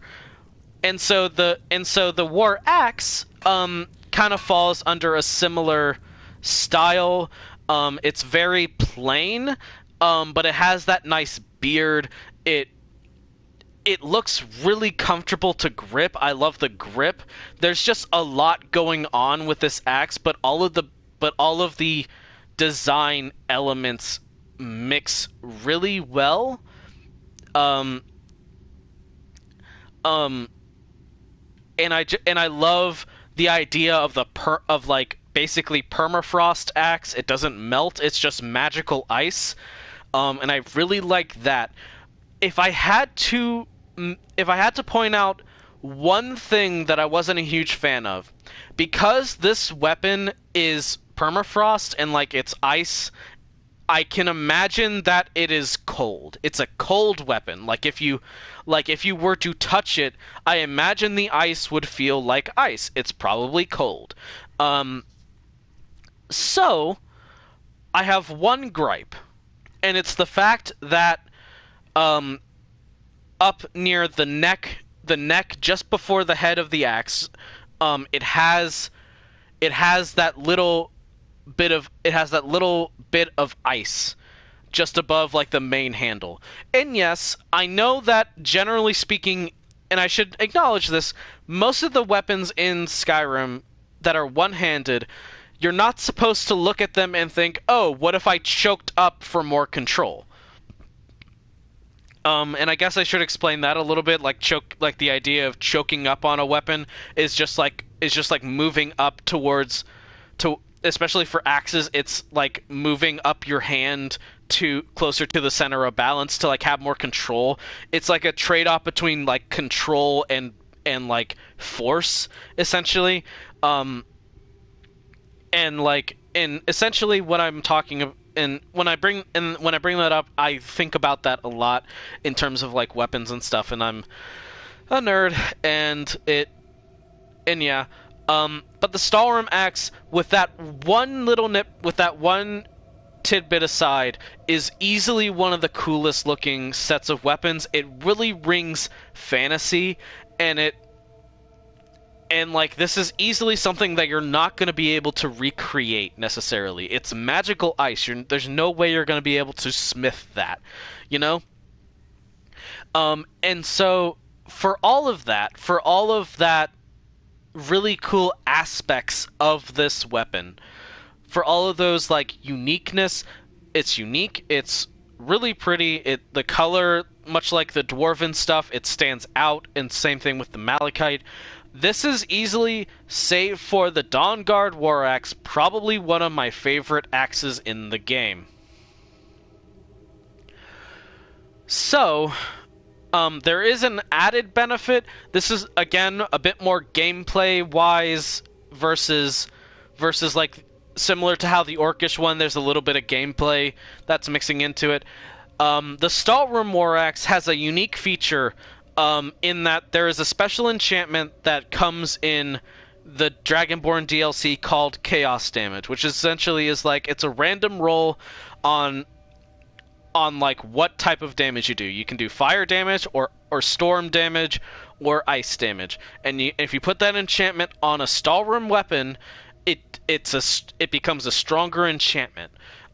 It's similar to like, and similarly, if you enchant Stalrim armor with an ice resistance,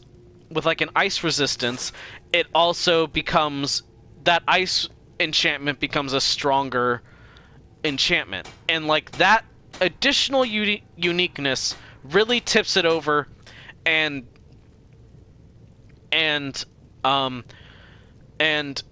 it becomes my second favorite war axe in the game. It's not quite Dawnguard War Axe, but it is just below it. It is the highest on that tier. It is just below Dawnguard War Axe. That is my preferred war axe. The only reason I would use it over, and this is getting into gameplay, but the only reason I would use it over the Dawnguard War Axe is because at base it does more damage, I'm pretty sure. At least I'm pretty sure it does more damage. But that's neither here nor there. Okay, we are really approaching like towards the end of this. We're approaching the end of this. The next one is the Steel War Axe. The Steel War Axe being a lot simpler. So based on everything, it's a lot like the Iron War Axe. It's simple. It's simple, but like it still makes sense. It's a lot like the Dawnguard War Axe in that it has like a nice. It has like a nice shape. It has the metal and the wood and so on. It has the rivets to let you know how it connects to the wood that it is used. It has the leather.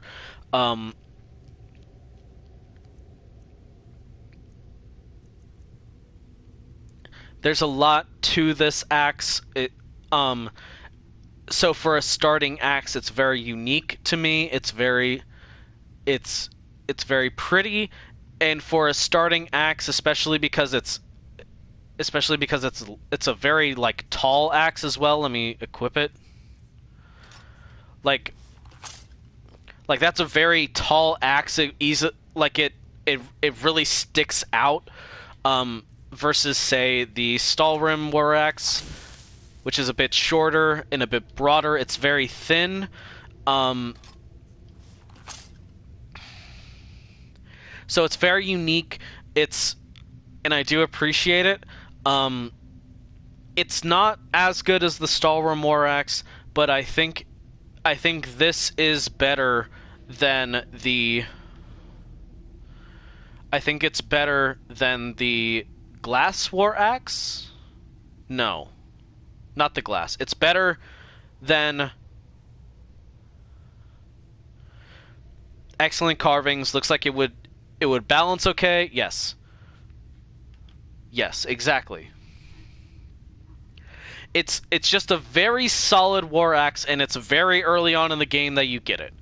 I wouldn't put it above glass, but it is better than ebony. It's better than ebony. It's better than the Nord Hero. It's better than those. It's better than like Dwarven and Elven. It's a solid, very good war axe. Wonderful carvings.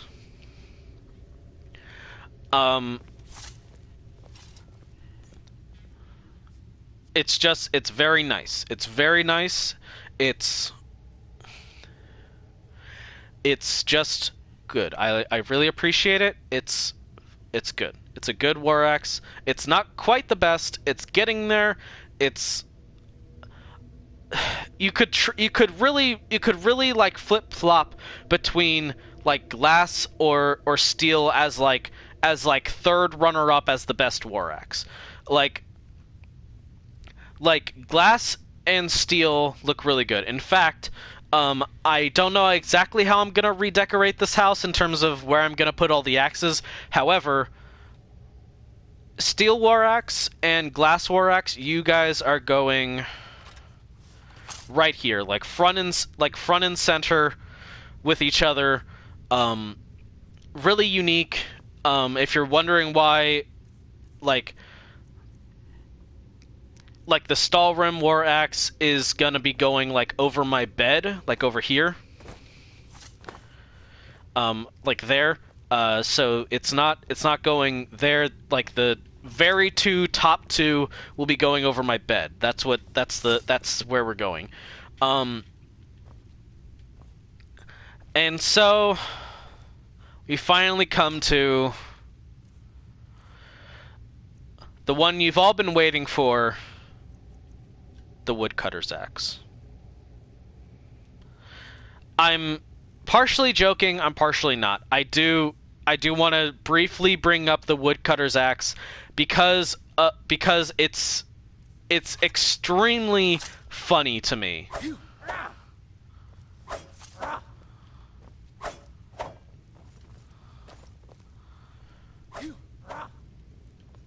I think you attack twice with it? That's crazy. I didn't realize you attacked twice with it. So, one thing that I love about it is that you wouldn't think of it as a weapon, definitely not. But one thing that it has over is that like seriously, would it be attacking twice there?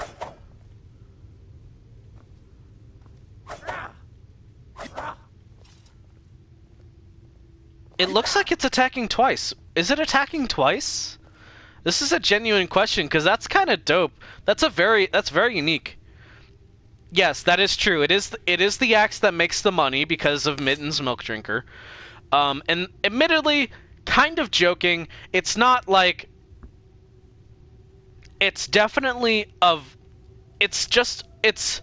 If Iron War Axe is like the basic bitch... Like this, like Iron War Axe is the standard. Like Iron War Axe is the very basic. It's the one that all other War Axes deal with. Let's see.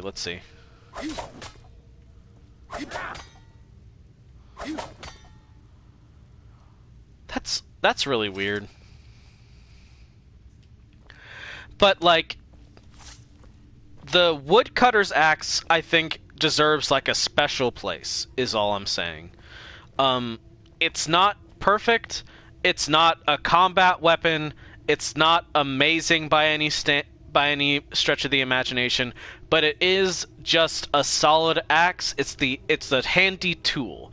It's the only axe that cuts wood. It might attack twice, it's just a solid thing, and so it's gonna have like a special place over here at the top of the middle of the road. This is what happened. Well, I guess I have to keep it on my person. That was weird. So it's honestly like the woodcutter's axe probably shouldn't be rated, but I am putting it in the middle of the road. It's like the best weapon for middle of the road type thing. That's kind of where I'm going with this. It's not the best, most powerful weapon. It's not like it's not god tier or whatever. Just gotta move that. This is the one I'm using.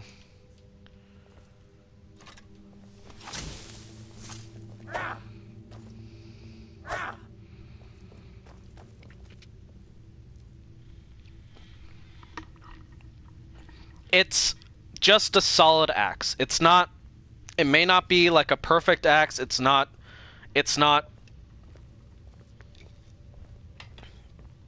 a weapon, but it deserves an honorable mention, and because of that honorable mention, I am putting it in the middle of the road.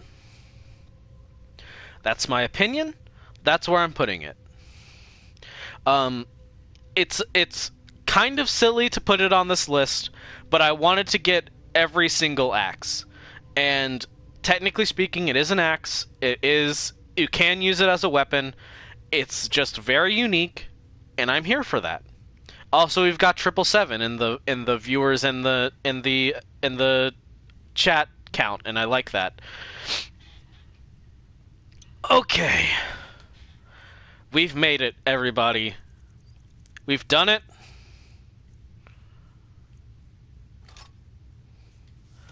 We're here. Finally. It's the Dawnguard War Axe. I need to soliloquy for a moment about this work of art. I am not taking criticism at this time. This is like, you agree that this is an amazing axe, or you get out. That's this. It's already going top tier. It's right there. It's going like above my bed as soon as I'm done talking about it. Extremely biased. Yeah. Hell yeah. Super very biased. That's me. I love this thing. So, part 1. The handle. A lovely shade of an almost like birch, just a very pale piece of wood. Extremely simple. You can see how it was carved out. You can see the whittling. It looks rough, but that gives it so much more character. It's just this lovely, well polished bit of wood. You can see the notches in it. You can see like the little different. Also, yes, does fuck up vampires. We'll get to that. But so, like the handle, the birch, wonderful. I love that whole thing. It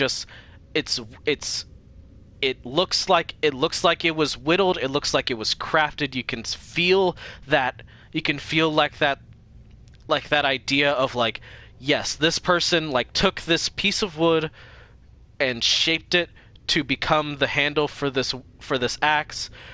It's beautiful. I love it. Magnificent. Part 2. The leather. The leather contrasts with the handle very well.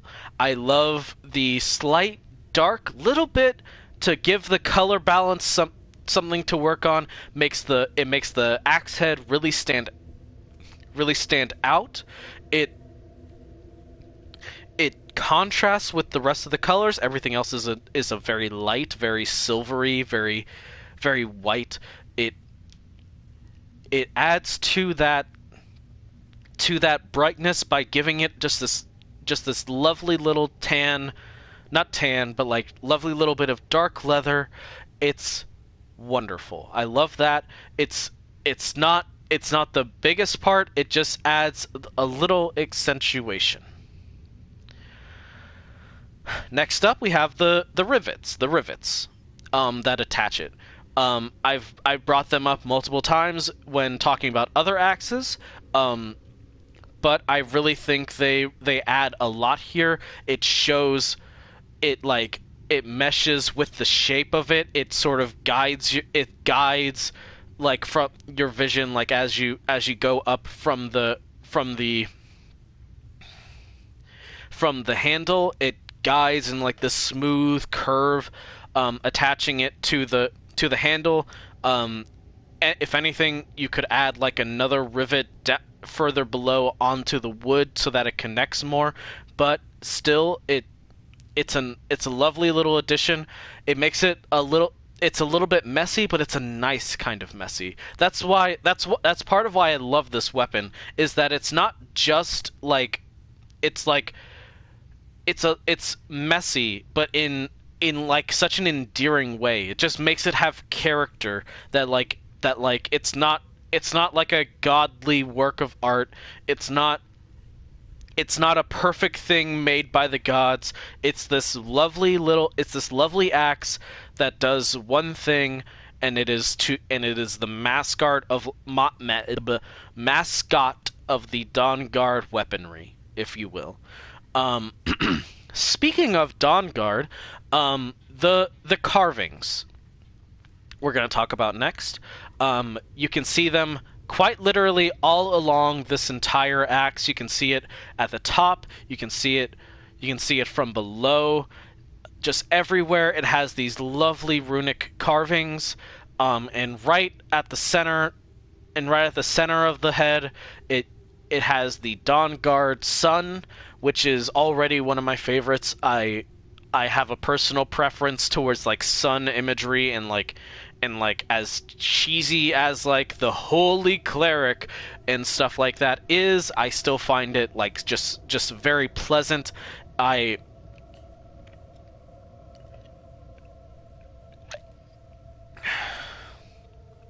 invokes warmth. It invokes like strength. It's just a wonderful image to use despite overuse, but there's a reason it's overused.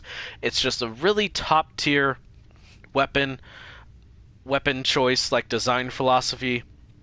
This is a fantastic weapon, like ornamentation. I love all of the different carvings and the way it's just everywhere all along everything.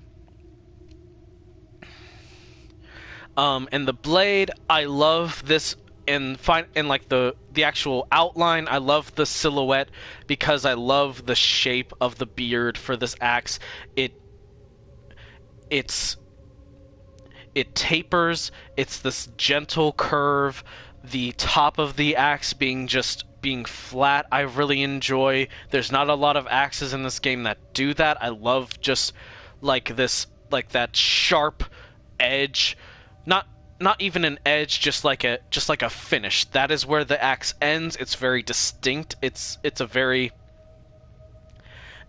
striking silhouette in that way, and so like the pick at the back of the axe also adds to that because you see because it ends so abruptly, and then in the curve on the inside of the axe head from the handle makes it all the easier to choke up on it.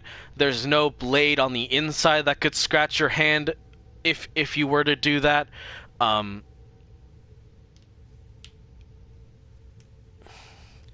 all of that design comes together to create the Dawnguard War Axe. Like, all of that delightful... It's just a delight. There's so much character to it. All of it pointing to, this is the weapon, the signature weapon of the Dawnguard, and like I said, I really like that, and I've said, like, I really like that faction. I love, like, even if, like, it's not, even if, like, there's the whole idea of, like, vampires being outcasts and stuff. My personal philosophy on vampires, as much as like monsters are cool, I'm a proud monster fucker. I'm silly. And so on. But like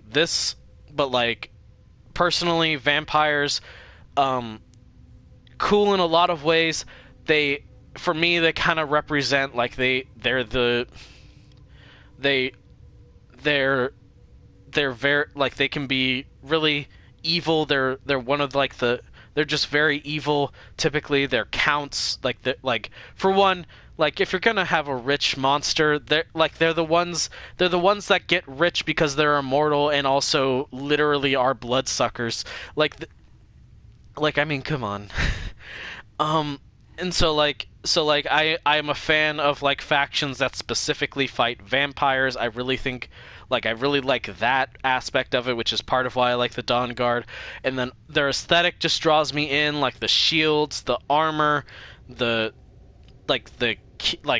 Dawnguard fort, the fact that you tame trolls and have armored trolls with you, stuff like that. There's just a lot of character to the Dawnguard that I really like, and that draws me even closer to this axe. And that is why this axe is my favorite war axe in Skyrim. Top tier, best one, no matter what anyone says. I have to sneeze.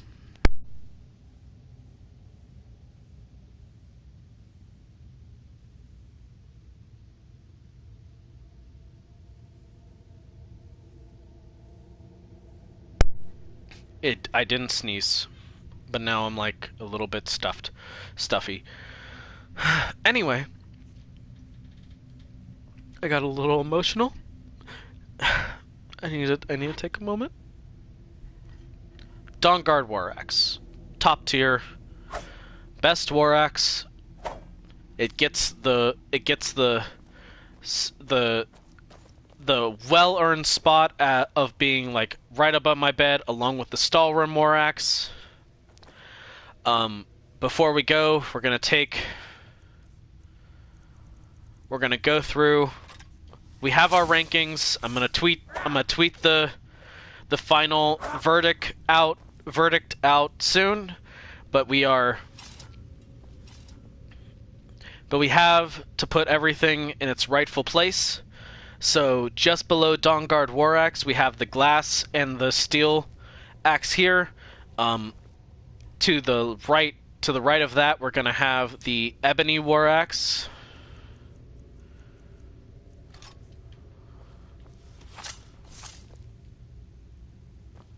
And then the Nord Hero Axe.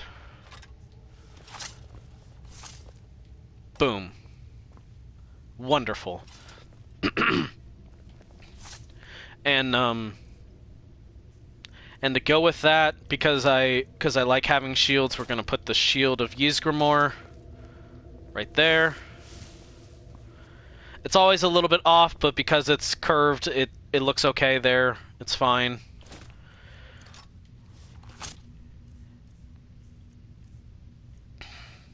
Next up, we can't place the Woodcutter's Axe, so the Dwarven Axe and the Elven Axe will be top left.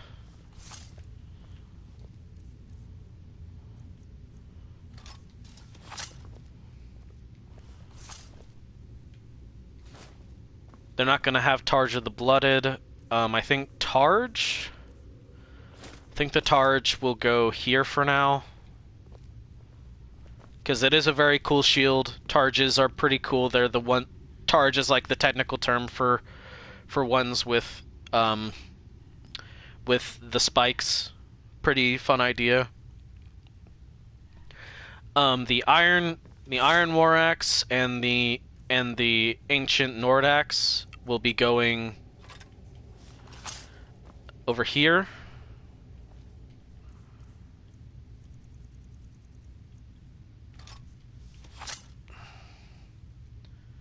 There we go. And we're getting into the not the worst. The Nordic War Axe will go just below the iron. There we go. Falmer will go up here. Actually, it'll go down here.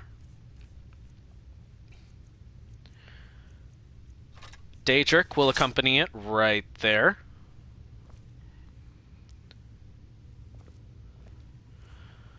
And Dragonbone right above that. And of course, we put the Forsworn Axe in the trash where it belongs. Utterly hideous. Unfortunately, we don't have any room for an Orcish axe. In this lineup, we don't really have any. We don't have any more weapon racks to use it on. So instead, we'll give it a special honor because while it may not be the greatest axe of all time, it is still very much a wonderful axe that I have a fondness for.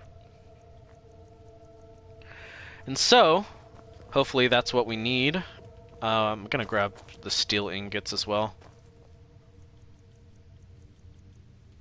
just to be sure.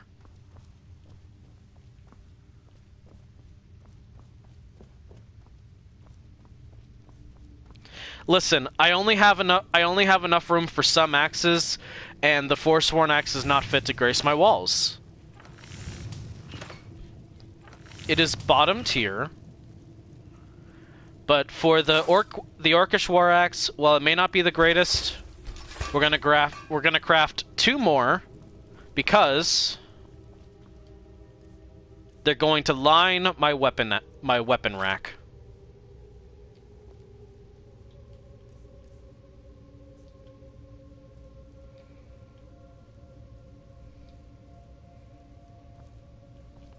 There we go.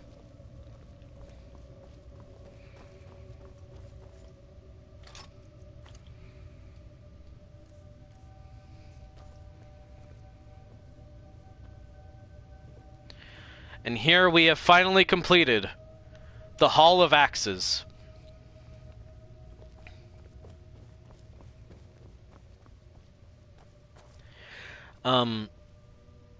We don't quite have the shields that will accompany them. It's not perfect yet. We don't have all the shields that I would like to have to top all this off. I think here the shield from Periite would go great, and then over here, of course, the Dawnguard shield.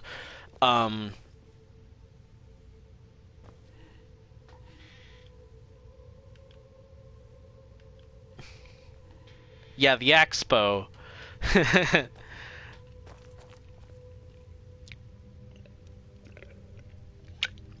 And we've done it. It took us, I want to say 2 hours because part of that was meandering, part of that was a bathroom break, part of that was going to get the Forsworn Axe. So about 2 hours. But we have completed the tier list. I'll be posting the results up on. I will be posting like a screenshot of the tier list up on Twitter.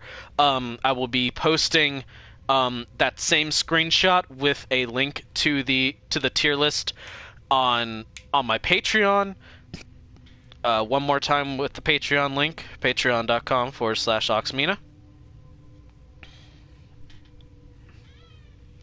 And this video will be put up on YouTube, if only just so I have like a copy of this video somewhere. probably will also put it up on Patreon because this is like, I don't like, out of all the streams I've done, I like a lot of the streams I've done. I like my playthroughs. I like doing that. I'm not great at doing VODs, but like this one is very unique.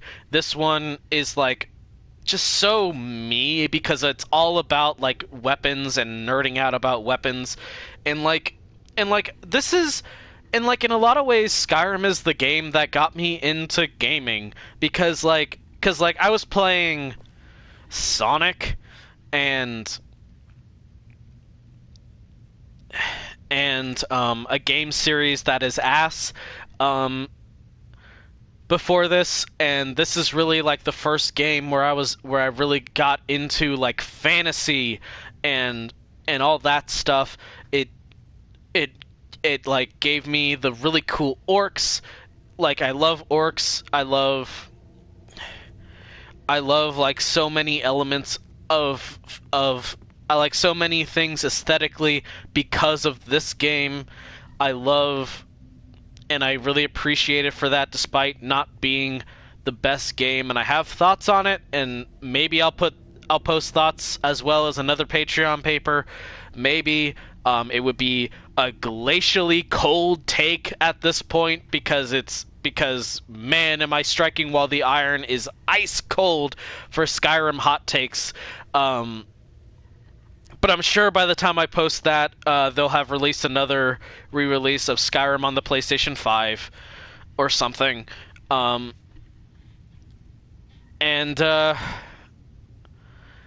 then it'll be a slightly hotter take. Yeah.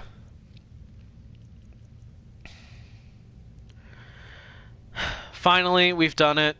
It took a lot of doing. I thank you all for sticking around. Thank you for watching.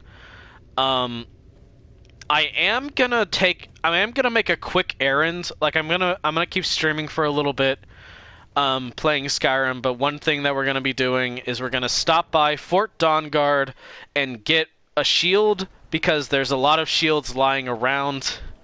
So we can get a Dawnguard shield and use that as our final decoration piece with our Stalrim and Dawnguard war axes. Ah, man.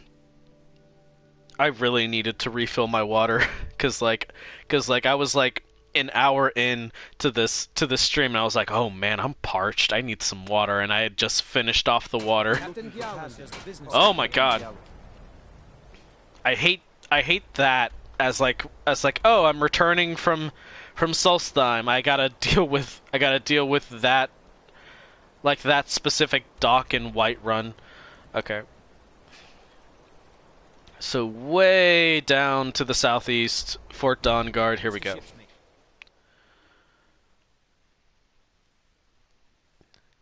I don't know if I'm gonna do another stream like this. I kind of want to do more tier lists, almost. But before I do that, another one, I kind of want to up the production quality so that I can actually stream on PC. So that like you can see me working on the tier list as I go through it, you know. So it depends, but I wouldn't be opposed to doing another tier list as I go through. I think if we go over here...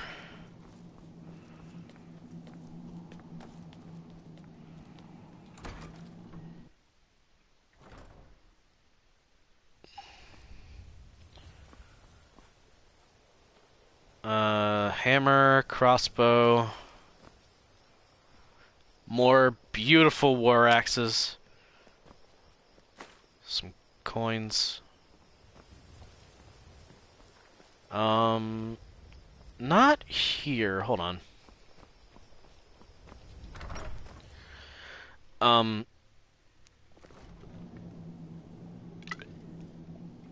So yeah, I hope everyone enjoyed the stream. We've had some like high view counts, at least for my streams. It's been like in 6 to 7 range. Like it's been like 6 to 7 range most of the stream, and I really appreciate y'all watching, so I hope everyone enjoyed. I really had fun with it. Here's the armored trolls that I was talking about. Very, very fun.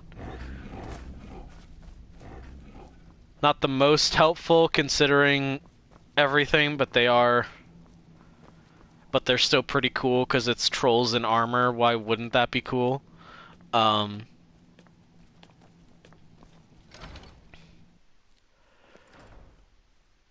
think this area will have a shield.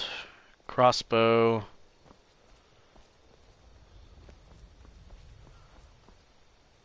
If not, I'm sure I can buy one or find one somewhere else, but, yep. Dawnguard shield, hell yeah.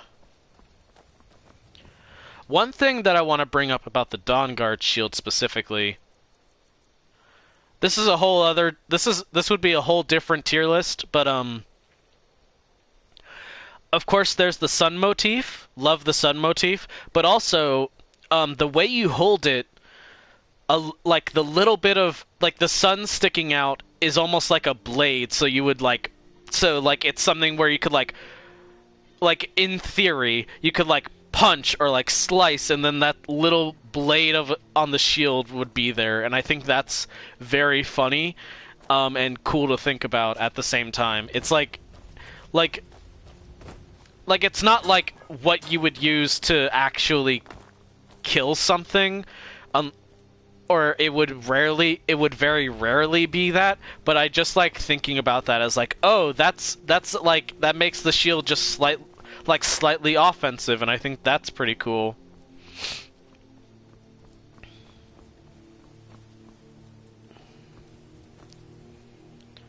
We got a nice view of Dayspring Canyon and the rest of the fort. Someone out on the watch. A small outside camp. The fog the fog and clouds rolling through the mountains.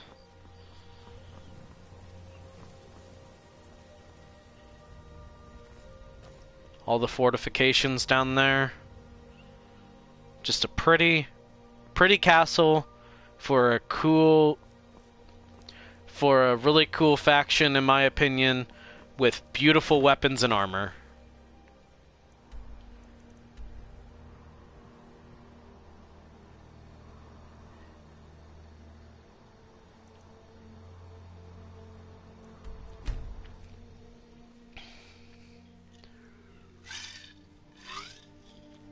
The idea of shield murder animations just makes me laugh. Cause like as a goober, as a proud goober, I love the idea of like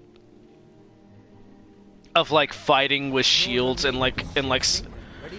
somehow the shields being an offensive weapon and stuff like that. But it's so dumb that would even be possible, cause it's not feasible even in the slightest. Side note, this is one of the coolest shields in the game. This shield is also really cool because it's just a horseshoe crab. It's just a horseshoe crab, and I love the bone mold look. The Dunmer armor is so cool. It's like I love this DLC for all the cool stuff it gives you. It has the Stalrim stuff, it has the bone mold armor, it has all that shit. It's so great. Okay. Put on the Dawnguard shield.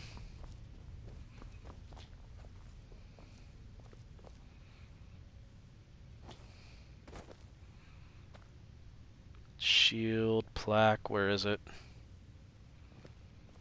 Hold on.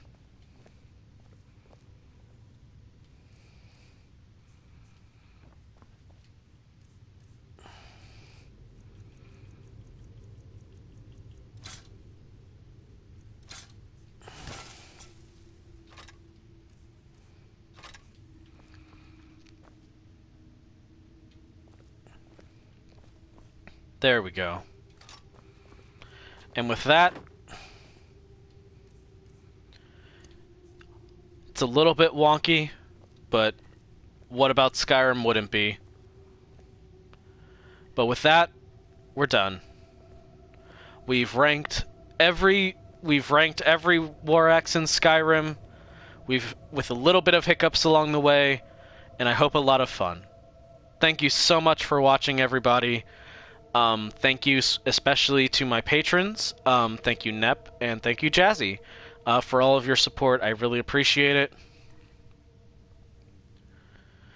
I love you too, hon. Thank you for encouraging my bullshit arcane, because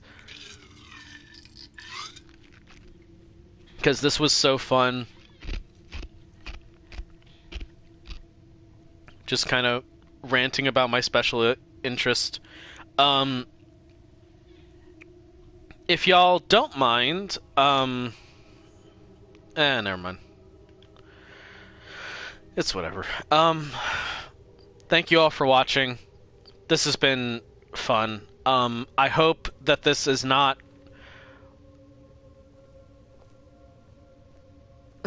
Thank you. Thank you, babe.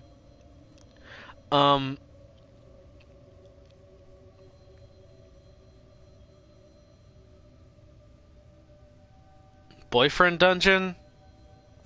Oh, is that a game? Oh, I think I've seen that. I might check that out later, babe.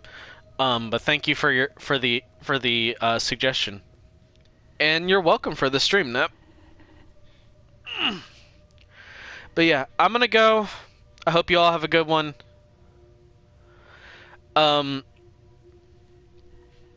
Gotcha, hun. I hope that this isn't one of my last streams in recent times. I hope that that if I get a job, it's not gonna completely override this. Based off of like the possible shifts, I have a theory on how I could stream and also work depending on the day. But that is neither here nor there right now. That's just a potentiality. And we've gotten into the orbiting camera. Alright. Thank you all so much. I will see you all next time. If I do end up getting the job, I do have a special stream in mind. And I guess I'll announce it here. Keeping in mind that this may or may not happen because I'm not sure if I'm going to get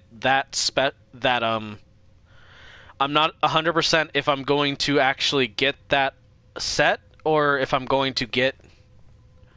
What am I saying? I'm not sure if I have the job yet. I had the interview. They said they will tell me tomorrow. So I don't know if I'm hired yet. I don't know for sure. But I'm just saying, like, if it happens, I